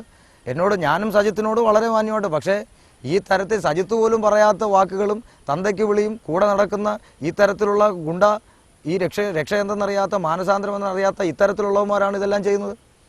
അപ്പോൾ അത് സത്യമല്ലേ? തീർച്ചയായിട്ടും. അപ്പോൾ അത്തരത്തിലുള്ള പ്രവണതകളെ ഞാൻ പേടിക്കുന്നില്ല. കാരണം ഞാനിവിടെ 500 വർഷം ജീവിച്ചിരുന്നോളാന്ന് ഭാര്യയ്ക്ക് വാക്കൊന്നും കൊടുത്തിട്ടില്ല. തേങ്ങ വീണാലും മരിക്കും, അത്രേ ഉള്ളൂ. അതിലൊന്നും വലിയ കാര്യമായി ഞാൻ കാണുന്നില്ല. പിന്നെ കർത്താവിന് വേണ്ടിയല്ലേ, ക്രിസ്തുവിന് വേണ്ടി ഷമീർ മരിച്ചു എന്ന് പറയുന്ന ഒരു വാർത്തയേക്കാൾ പ്രാധാന്യം എന്തുണ്ട്? അതൊരു അഭിമാനമായിട്ട് ഞാൻ കാണുന്നു. പിന്നെ പെന്തക്കോസ്തിൽ പലരും എന്നെ എതിർക്കുകയും ദൈവദാസന്മാർ പലരും ചോദിക്കുകയും ചെയ്യുന്ന 1-2 പോയിന്റുകൾ ഞാൻ ഈ സമയത്ത് പറയാൻ ആഗ്രഹിക്കുക. പലരും ചോദിക്കുന്നത് പേര് പറയണോ എന്നുള്ളൊരു വിമർശനം വരുന്നുണ്ട്. ഞാൻ ചോദിക്കുന്നത് പേര് പറയണ്ടേ? പേര് പറയണം. എന്തുകൊണ്ട്? പൗലോസ് സഭകൾക്ക് ലേഖനം എഴുതുമ്പോൾ വ്യക്തമായി പഠിപ്പിക്കുന്നുണ്ട്, ദേമാസ് ഈ ലോകത്തെ സ്നേഹിച്ചിട്ട് അവൻ എന്നെ വിട്ടുപോയി. അവിടെ പേര് പറഞ്ഞു. ചെമ്പ് പണിക്കാരനായ അലക്സാണ്ടർ നമ്മുടെ പ്രസംഗത്തോട് അത്യന്തം എതിർത്തു നിന്നതുകൊണ്ട് മകനെ തിമോത്തിയോസെ നീയും അവനെ സൂക്ഷിച്ചുകൊള്ളണം. ഇവിടെ പൗലോസ് പറയുന്ന നമ്മുടെ പ്രസംഗം ഏതാ? സത്യവചനം, പത്യവചനം യഥാർത്ഥമായി പ്രസംഗിക്കുക, അതല്ലേ നമ്മുടെ പ്രസംഗം. അതിനോട് എതിർത്ത് നിൽക്കുന്നവൻ ആര്? ചെമ്പ് പണിക്കാരനായ അലക്സാണ്ടർ. അതുകൊണ്ട് മകനെ നീയും അവനെ സൂക്ഷിച്ചുകൊള്ളണം. ഇവിടെ എൻ്റെ ചോദ്യം, പൗലോസ് ഇവിടെ പേര് പറയാതെ ലവൻ നമ്മുടെ പ്രസംഗത്തോട് അത്യന്തം എതിർത്തു നിന്നു, അതുകൊണ്ട് നീയും ലവനെ സൂക്ഷിച്ചോണം എന്ന് പറഞ്ഞാൽ സഭ വാ വിളിക്കുകയാണ് യവനെ. അപ്പോൾ പേര് പറയേണ്ടടുത്ത് പേര് പറയണം. ഇന്ന വ്യക്തി ദുരുപദേശകനാണ്, അവനെ നമ്മൾ കൈക്കൊള്ളാൻ പാടില്ല എന്ന് പേര് പറയേണ്ടടുത്ത് പേര് പറയണം. അത് ബിബ്ലിക്കലാണ്. അതിൽ അവരുടെ ഫാൻസ് അസോസിയേഷനൊന്നും എന്നോട് വെറുപ്പ് കാണിച്ചിട്ട് കാര്യമില്ല. ഈ നിരവധി അത്ഭുതങ്ങൾ ഈ പറയപ്പെടുന്ന ശുശ്രൂഷകന്മാരിൽ കൂടി നിരവധി അത്ഭുതങ്ങൾ നടക്കുന്നുണ്ട്. അനേകർ സൗഖ്യമാകുന്നു, അനേക അത്ഭുതങ്ങൾ നാം വീഡിയോയിൽ കൂടെയും ഒക്കെ കാണുന്നുണ്ട്. അപ്പോൾ അതിനെപ്പറ്റി ദൈവദാസനുള്ള അഭിപ്രായം എന്താണ്? അതിനെക്കുറിച്ച് ഞാൻ പറയുമ്പോൾ എനിക്ക് ഓർമ്മ വരുന്നൊരു സംഭവം, ഞാൻ ഈ പറഞ്ഞ സജിത്ത് എന്ന വ്യക്തിക്ക് മറുപടിയായി സംസാരിച്ച വീഡിയോ കണ്ടിട്ട് തിരുവനന്തപുരത്ത് പേരൂർക്കട ഭാഗത്തു നിന്ന് ഒരാൾ എന്നെ വിളിച്ചു. ഈ വിളിച്ചതെല്ലാം എൻ്റെ കൈവശമുണ്ട്, റെക്കോർഡുണ്ട്. അപ്പോൾ അദ്ദേഹം വിളിച്ചിട്ട് ഇങ്ങനെയാണ് പറഞ്ഞത്, നിങ്ങൾ സജിത്തിന് ഇങ്ങനെ സംസാരിച്ചു, നിങ്ങൾക്ക് എന്തറിയാം, ഞാൻ അദ്ദേഹത്തിലൂടെ സൗഖ്യം പ്രാപിച്ച ആളാണ്, അങ്ങനെ ഇങ്ങനെ എന്നൊക്കെ പറഞ്ഞ് എന്നോട് വളരെ ഇതായിട്ട് സംസാരിച്ചു. പെന്തിക്കോസുകാരെ കൊണ്ടിവിടെ എന്തോത്തിനു കൊള്ളാം, അദ്ദേഹം പറഞ്ഞ ശൈലിയാണെങ്കിൽ ഒരു പിണ്ണാക്കിനും കൊള്ളത്തില്ല, ഒരു തലവേദന പോലും മാറ്റാൻ ഇവന്മാരെ കൊണ്ട് ഒക്കുമോ എന്നൊക്കെയാണ് അദ്ദേഹം എന്നോട് ചോദിച്ചത്. അപ്പം ഞാൻ എല്ലാം കേട്ടിട്ട് ഞാൻ പറഞ്ഞു, സ്നേഹിത ഞാൻ പറയുന്നതൊന്ന് കേൾക്കാമോ എന്ന് ചോദിച്ചു. അദ്ദേഹം കേൾക്കാമെന്ന് പറഞ്ഞു. അപ്പം ഞാൻ അദ്ദേഹത്തോട് ആദ്യം ചോദിച്ചത് ഇങ്ങനെയാണ്, സൗഖ്യവും സ്വർഗവുമായിട്ട് എന്തെങ്കിലും ബന്ധമുണ്ടോ എന്ന് ചോദിച്ചു. പെട്ടെന്ന് അദ്ദേഹം സൈലൻ്റായി. ഞാൻ ചോദിച്ചു, പറയൂ, സൗഖ്യവും സ്വർഗവുമായിട്ട് എന്തെങ്കിലും ബന്ധമുണ്ടോ? പുള്ളി പറഞ്ഞു അത് ഇല്ല. ഞാൻ പറഞ്ഞു, പിന്നെ എന്താണ് ഗുണം? ഒരാൾ സൗഖ്യം പ്രാപിച്ചതുകൊണ്ട് അത് അയാൾ നിത്യതയിൽ പോകണമെന്നുണ്ടോ? ക്യാൻസർ മാറിയുന്ന സാക്ഷ്യം പറഞ്ഞുകൊണ്ട് അവൻ സ്വർഗത്ത് പോകണമെന്നുണ്ടോ? ഇതിന് വേദപുസ്തകം എങ്ങനെ കാണുന്നു? ബൈബിളിലേക്ക് നമ്മൾ തിരിഞ്ഞു വരാം. 10 കുഷ്ഠരോഗിക്ക് യേശു സൗഖ്യം കൊടുത്തു, 10നും കൊടുത്തു. 9 പേര് സൗഖ്യം വാങ്ങി വന്ന വഴി പോയി. ഒരുത്തൻ ക്രിസ്തുവിനെ അനുഗമിക്കാൻ മടങ്ങി വന്നു. ഈ മടങ്ങി വന്നവന് നിത്യതയുണ്ട്, കർത്താവിനെ ഫോളോ ചെയ്യാൻ വന്നവന് നിത്യതയുണ്ട്. ഈ പോയ 9നും നിത്യതയില്ല. പക്ഷെ ആ 9 പേർക്കും സൗഖ്യം കിട്ടിയല്ലോ, കിട്ടി. ധനവാന്റെ ലാസറിനെയും കാര്യം പറയുന്നു. ധനവാനെക്കുറിച്ച് പറയുന്നത് ധൂമ്ര വസ്ത്രവും പട്ടും ധരിച്ച് ദിനം പ്രതി ആഡംബരത്തോടെ സുഖിച്ചു കവിഞ്ഞൊഴുകുമായിരുന്നു പുള്ളിക്ക്. അപ്പോൾ ഈ ആഡംബരത്തോടെ പുള്ളി അങ്ങ് ജീവിച്ച പുള്ളി മറ്റേ വ്യക്തിയെക്കുറിച്ച് പറയുന്നത് ലാസർ എന്ന് പറഞ്ഞ ദരിദ്രൻ, ധൂമ്ര വസ്ത്രവും ഇല്ല, പട്ടും ഇല്ല, ഒരു പദവിയില്ല, പട്ടി നക്കി വ്രണം നിറഞ്ഞവനായി കിടക്കുക. 2 പേരും മരിച്ചു. ധനവാൻ മരിച്ചു, സമൃദ്ധിയിൽ മരിച്ചു. ദരിദ്രൻ എങ്ങനെ മരിച്ചു? രോഗിയായി മരിച്ചു. അവൻ സൗഖ്യമാക്കാൻ കണ്ണൂരും പോയില്ല, കണ്ണൂർ നേരെ ഇങ്ങോട്ടും വിളിച്ചില്ല. അവൻ പട്ടി നക്കി തന്നെ അവൻ മരിച്ചു. പക്ഷെ അവൻ്റെ ആത്മാവ് പർദീസിൽ പോയി. അപ്പോൾ സൗഖ്യവും സ്വർഗവുമായിട്ട് എന്താണ് ബന്ധം? ഇനി അത്ഭുതങ്ങൾ കാണിക്കുന്നതോ? നമ്മളെ വേദപുസ്തകത്തിൽ എന്തെല്ലാം തെളിവുകൾ അതിനുണ്ട്. മോശ മിസ്രൈമിൽ ചെന്ന് വടി നിലത്തിട്ട് പാമ്പായി. മിസ്രൈമിലെ മന്ത്രവാദികളും വടി നിലത്തിട്ട് പാമ്പായി. അതുകൊണ്ട് മോശ ഈ പാമ്പിനെ കളഞ്ഞിട്ട് ആ പാമ്പിൻ്റെ പുറകെ പോയില്ലല്ലോ. അത്ഭുതങ്ങൾ. പിന്നെ മുഴ, ഇപ്പോൾ പലരും മുഴ സ്പെഷ്യലിസ്റ്റാണ്, മുഴ തപ്പി തപ്പി നടക്കുകയാണ്. ഈ അടുത്തിടെ അടൂർ അങ്ങനെ സംഭവം ഉണ്ടായി. തീർച്ചയായിട്ടും ചെറിയ കുട്ടികളുമായി വന്ന മാതാപിതാക്കൾ കരയുകയുണ്ടായി. കാരണം അവരെ പോലും ശ്രദ്ധിക്കാതെ മുഴയുള്ളവരെ മാത്രം നോക്കി പോയ ചില ശുശ്രൂഷകൾ കഴിഞ്ഞിടയ്ക്കൂടെ ഉണ്ടായിട്ടുണ്ട്. തീർച്ചയായിട്ടും മുഴ മാറി ഗ്ലോറി എന്ന് പറയുന്ന അനുഭവമൊക്കെ ഞാൻ ഒരുപാട് കണ്ടിട്ടുണ്ട്. പക്ഷേ ഞാൻ ചോദിക്കുന്നത്, മരിക്കുന്നിടം വരെ മുഴ അവിടെ ഇരുന്നോട്ടെ, അതിനപ്പുറത്തോട്ടില്ലല്ലോ. ഈ താൽക്കാലികമാകുന്ന വിടുതൽ ജനങ്ങൾ അങ്ങനെ. ഇനി ദൈവം മനഃപൂർവ്വമായി അനുവദിച്ചു കൊടുത്തിരിക്കുന്ന ഒത്തിരി മുഴകൾ മനുഷ്യ ശരീരത്തിലുണ്ട്. അതെല്ലാം ഇവർ മാറ്റുമെന്നും എനിക്കറിയത്തില്ല. അപ്പം ഇവർ ഈ മുഴ എല്ലാം മാറ്റി കൊണ്ടുപോകുമെന്ന് എനിക്കറിയത്തില്ല. അപ്പോൾ ഇത്യാദി വ്യാജമായ തട്ടിപ്പുകൾ ഇനിയെങ്കിലും ആത്മീയ ഗോളം ഒന്ന് തിരിച്ചറിഞ്ഞെങ്കിൽ കൊള്ളാമായിരുന്നു എന്ന് ഞാൻ വളരെ ആഗ്രഹിക്കുന്നു. ഈ അത്ഭുതങ്ങൾ പറഞ്ഞ കൂട്ടത്തിൽ ഒരു ചോദ്യം കൂടി അതിനോടൊപ്പം ചോദിക്കുകയാണ്. ഈ കഴിഞ്ഞ ഇടയിൽ ഒരു വീഡിയോ കണ്ടപ്പോൾ ഫാസ്റ്റർ ഫിനി സ്റ്റീഫൻ ഇങ്ങനെ തൂവാല ഇട്ടിട്ട് പ്രാപിച്ചോ എന്ന് പറയുന്ന ഒരു വീഡിയോ കാണുവാനിടയായി. ഞാൻ ഷമീർ പാസ്റ്ററോട് ചോദിക്കട്ടെ, എനിക്ക് തോന്നുന്നു താങ്കളിട്ട വീഡിയോയിൽ കൂടിയാണ് ഞാനത് കണ്ടത്. ഞാൻ ചോദിക്കട്ടെ, പൗലോസ് ഒരിക്കൽ തൻ്റെ റൂമാലിട്ടപ്പോൾ അനേകർ വിടുതൽ പ്രാപിച്ചു നമ്മൾ വായിക്കുന്നുണ്ട്. അപ്പോൾ ആ ശുശ്രൂഷയുമായിട്ട് താരതമ്യം ചെയ്ത് നോക്കുമ്പോൾ അവർ ചെയ്തതിലൊന്നും തെറ്റ് കാണുന്നുണ്ടോ എന്ന് തോന്നുന്നില്ല. എന്താണ് അതിനെപ്പറ്റി താങ്കളുടെ അഭിപ്രായം എന്താണ്? അവിടെ വേദപുസ്തകത്തിൽ നമ്മൾ വായിക്കുന്നത്, പൗലോസിൻ്റെ റൂമാൽ കൊണ്ടിട്ടപ്പോൾ അവരിൽ പലരിലും രോഗികൾ സൗഖ്യമാവുകയും ദുരാത്മാക്കൾ പുറപ്പെട്ടു പോവുകയും ചെയ്തു എന്നാണ്. ഓക്കെ, അങ്ങനെ ഒരു പ്രവൃത്തി ഇന്ന് നടക്കുന്നുണ്ട് എന്ന കാര്യത്തിൽ നമുക്ക് വാദമില്ല. പക്ഷേ എൻ്റെ ചോദ്യം ഇതാണ്, അവിടെ റൂമാൽ കൊണ്ടിട്ടപ്പോൾ രോഗികൾ സൗഖ്യമായി, ദുരാത്മാക്കൾ പുറപ്പെട്ടു പോയി. ഇതാണ് ഇവിടെയും നടന്നതെങ്കിൽ എനിക്ക് തർക്കമില്ല. ഇവിടെയും ഈ അലറി കൂവിയതും തുള്ളിയതും ചാടിയതും ഇതെല്ലാം ദുരാത്മാവായിരുന്നു എന്ന് പറഞ്ഞാൽ എനിക്ക് തർക്കമില്ല. പക്ഷേ ഈ ചാടിയതും തുള്ളിയതും കംപ്ലീറ്റ് പാസ്റ്റർമാരും വിശ്വാസികളുമായിരുന്നു. അപ്പോൾ ഇവരിൽ ഈ ഇരുന്നത് മൊത്തം ദുരാത്മാവായിരുന്നു. ഇതിനെയും കൊണ്ടാണ് ഇവർ ഇത്രയും നാൾ ആരാധിച്ചത്, ഇതിനെയും കൊണ്ടാണ് ഇത്രയും നാൾ കർത്തൃമേശ എടുത്തത്, ഇതെല്ലാം ചെയ്തത് ദുരാത്മാവായിരുന്നു എന്ന് അവർ സമ്മതിച്ചാൽ എനിക്ക് വാദമില്ല. ശരിയാണ്. ഈ റുമാൽ ഇട്ടപ്പോൾ ദുരാത്മാക്കൾ പുറപ്പെട്ടു പോയി, രോഗികൾക്ക് സൗഖ്യം പ്രാപിച്ചു. ഇറ്റ്സ് ഓക്കെ, എനിക്കതിൽ വാദമില്ല, എതിർപ്പില്ല. അതാർക്കാണ്? ദുരാത്മാക്കൾ പുറപ്പെട്ടു പോയത് സഭയ്ക്കല്ല, രക്ഷിക്കപ്പെട്ട സഭയിൽ നടന്ന കാര്യമല്ല അവിടെ പറയുന്നത്, അസംഭവിച്ച കാര്യങ്ങൾ. അപ്പോൾ ഇവിടെ തുള്ളിയതും അലറി പുറപ്പെട്ടു പോയതും മൊത്തവും പാസ്റ്റർമാരും വിശ്വാസികളുമാണ്. അവരിലെല്ലാം ദുരാത്മാവ് തന്നെ ആയിരുന്നു എന്ന് ഈ നടത്തിപ്പുകാർ സമ്മതിച്ചാൽ ഞാൻ സമ്മതിച്ചു, എനിക്ക് വാദമില്ല. ലോക മലയാളി പെന്തിക്കോസ്ത് വിശ്വാസികളുടെ ഒരു കൂട്ടമാണല്ലോ MGFT ആഗ്രഹിക്കുന്നത് തന്നെ എല്ലാ പെന്തിക്കോസ്ത് വിശ്വാസികളെയും ഒരുമിച്ച് നിർത്തുക എന്നുള്ള ഒരു ഉദ്ദേശം തന്നെയാണ്, അവരുടെ ഒരു ഫെഡറേഷൻ തന്നെയാണ് MGFT ആഗ്രഹിക്കുന്നത്.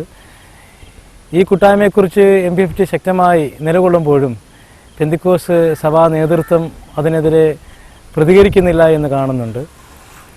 യേശു കർത്താവ് തന്നെ സ്വർഗത്തിലേക്ക് നോക്കി പ്രാർത്ഥിച്ചപ്പോൾ യോഹന്നാന്റെ സുവിശേഷം 17-ാം അധ്യായം 21, 23 വാക്യങ്ങളിൽ എന്നെ അയച്ചെന്ന് ഈ ലോകം അറിയേണ്ടതിന് പിതാവേ നീ എന്നിലും ഞാൻ നിന്നിലുമാകുന്നത് പോലെ ഇവരും നമ്മളിൽ ഒന്നായി തീരേണ്ടതിന് എന്ന് എഴുതിയിരിക്കുന്നു.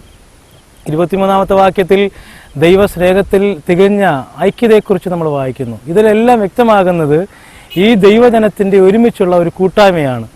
എന്തുകൊണ്ട് ഈ പെന്തിക്കോസ്ത് സഭാ നേതൃത്വം ഇതിനെപ്പറ്റി ചിന്തിക്കുന്നില്ല, ഇതിനെപ്പറ്റി അവർ ആഗ്രഹിക്കുന്നില്ല?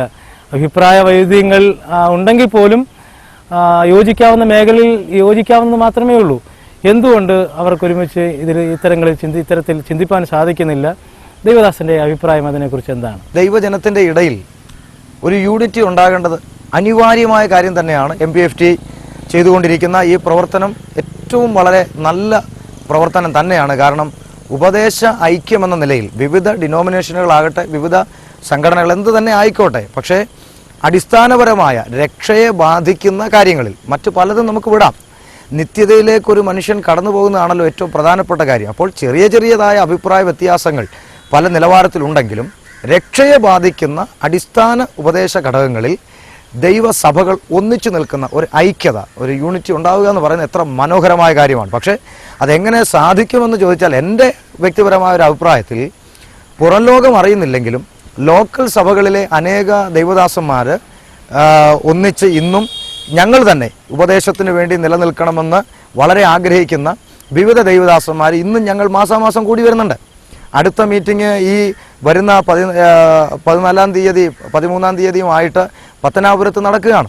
അപ്പോൾ ദൈവദാസന്മാർ വലിയ പുറം ലോകം അറിയപ്പെടാത്തവരായിരുന്നാൽ പോലും സത്യത്തിന് വേണ്ടി നിൽക്കണമെന്ന നിലയിൽ ഹൃദയവാഞ്ചയോടെ ഒരുമിച്ച് യൂണിറ്റിയായി നിൽക്കുന്ന ഒത്തിരി ദൈവദാസന്മാർ ഇന്നും സമ്മേളിക്കുന്നുണ്ട്, കൂടുന്നുണ്ട്. പക്ഷേ ഇത് അത്ര വലിയൊരു കൂട്ടായ്മയായി മാറണമെങ്കിൽ ചെറിയ ദൈവദാസന്മാരെല്ലാം കൂടെ, അല്ലെങ്കിൽ താഴെ തട്ടിൽ നിൽക്കുന്ന ദൈവദാസന്മാരെല്ലാം കൂടെ കൂടി വലിയൊരു ലെവലിലേക്ക് വരുന്നത് ഒരിക്കലും സംഭവ്യമായി നടക്കുന്നൊരു കാര്യമല്ല. അതിനേക്കാൾ നല്ലത് നേതൃസ്ഥാനങ്ങളിൽ ഇരിക്കുന്നവർ, സഭയുടെ നേതൃസ്ഥാനങ്ങളിൽ ഇരിക്കുന്ന ദൈവദാസന്മാർ ഇത്തരത്തിലുള്ള ഒരു ആഹ്വാനം താഴേക്കിടയിലുള്ള ലോക്കൽ സഭകളിലുള്ള ചർച്ചകളിലേക്ക് എത്തിക്കാൻ കഴിഞ്ഞാൽ അത്തരത്തിൽ നമുക്ക് കൂടി വരുന്നൊരു കൂട്ടായ്മ ഉണ്ടാകണം.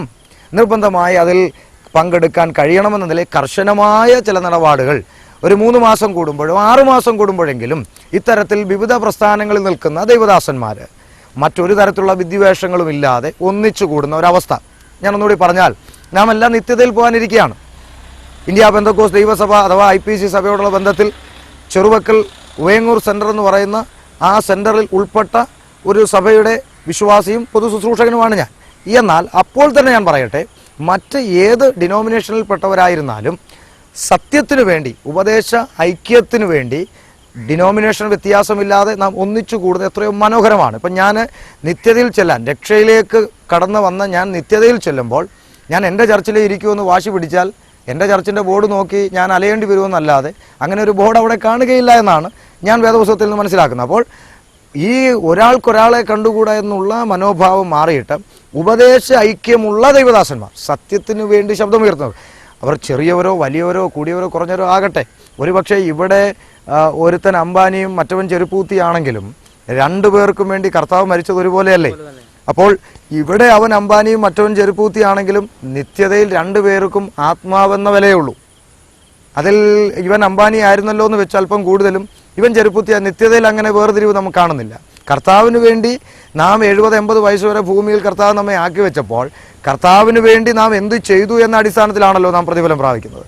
ഇവിടെ നമ്മൾ എന്ത് ക്വാളിറ്റിയിലായിരുന്നു, ഏത് കസേരയിലായിരുന്നു എന്നുള്ള മാനദണ്ഡത്തിലല്ലല്ലോ.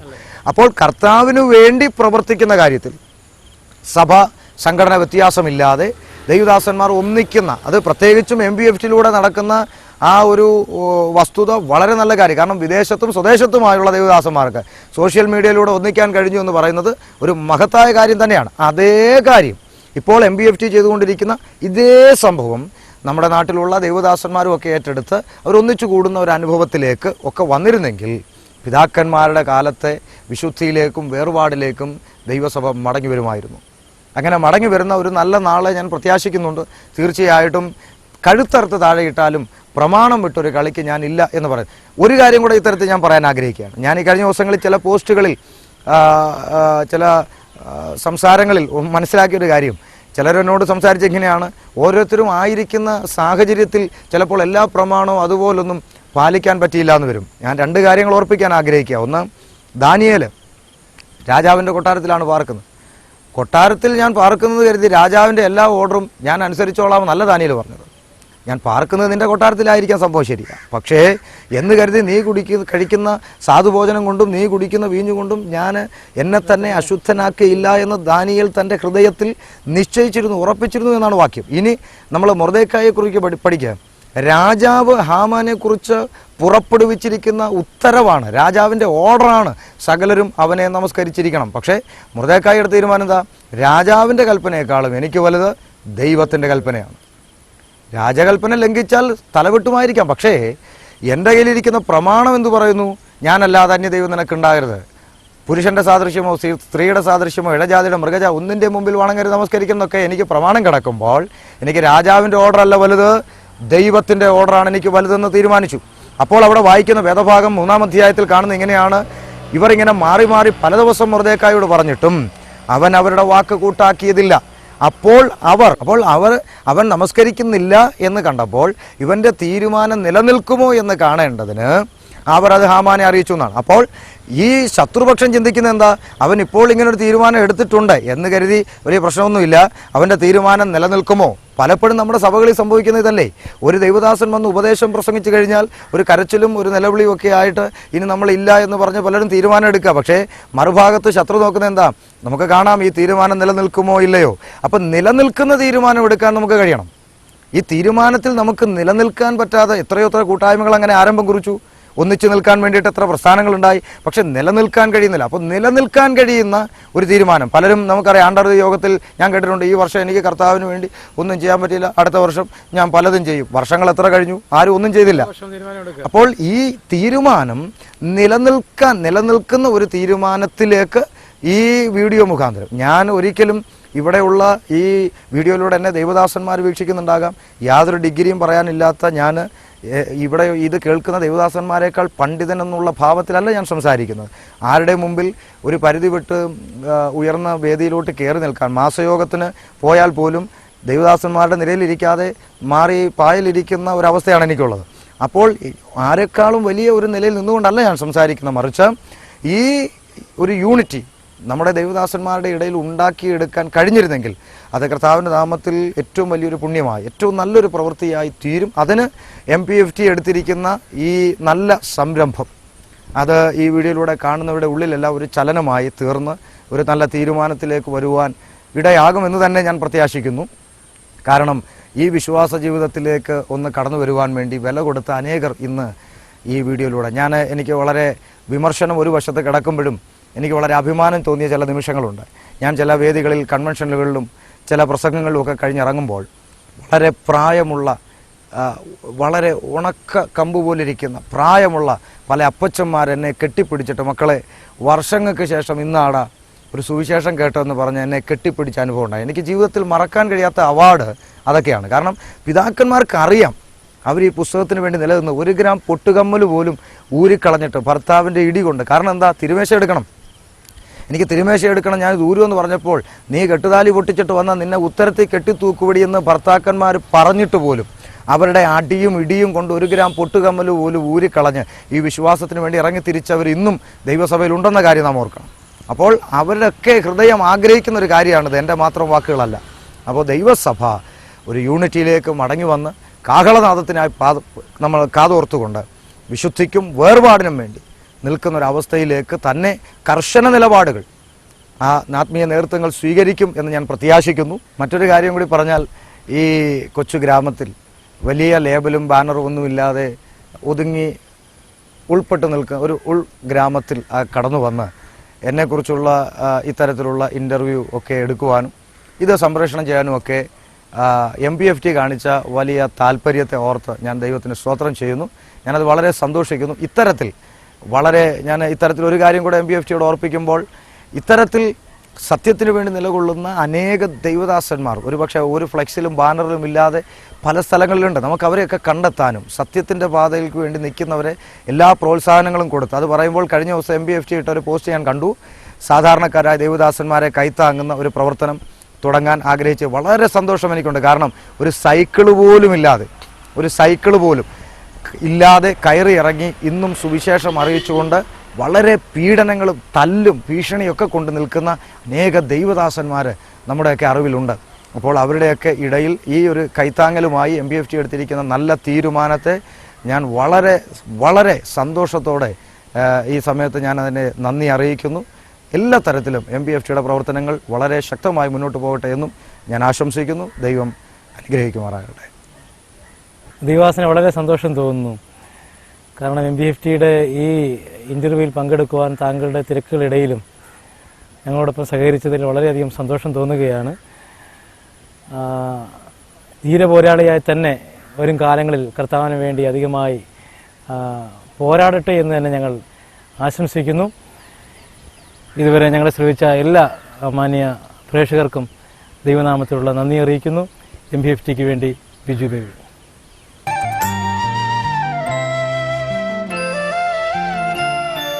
പരദേശിയായി ഞാൻ പാർക്കുന്നീ ഹേ നാഥ, എപ്പോഴെൻ വീട്ടിൽ ചേരും. ആമയം മാറി ആനന്ദമേറും നാളെന്നു വന്നിടും.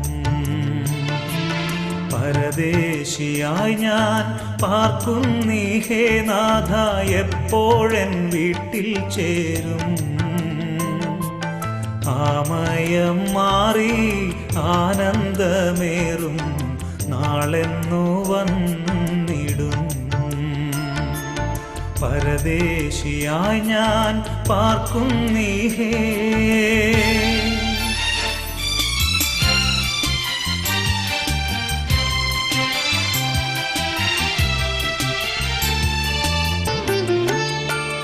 പാർത്തലം തന്നിലെ ജീവിതമോ വെറും പാഴ്മരു യാത്രയത്രേ. പാർത്തലം തന്നിലെ ജീവിതമോ വെറും പാഴ്മരു യാത്രയത്രേ. കഷ്ടതയും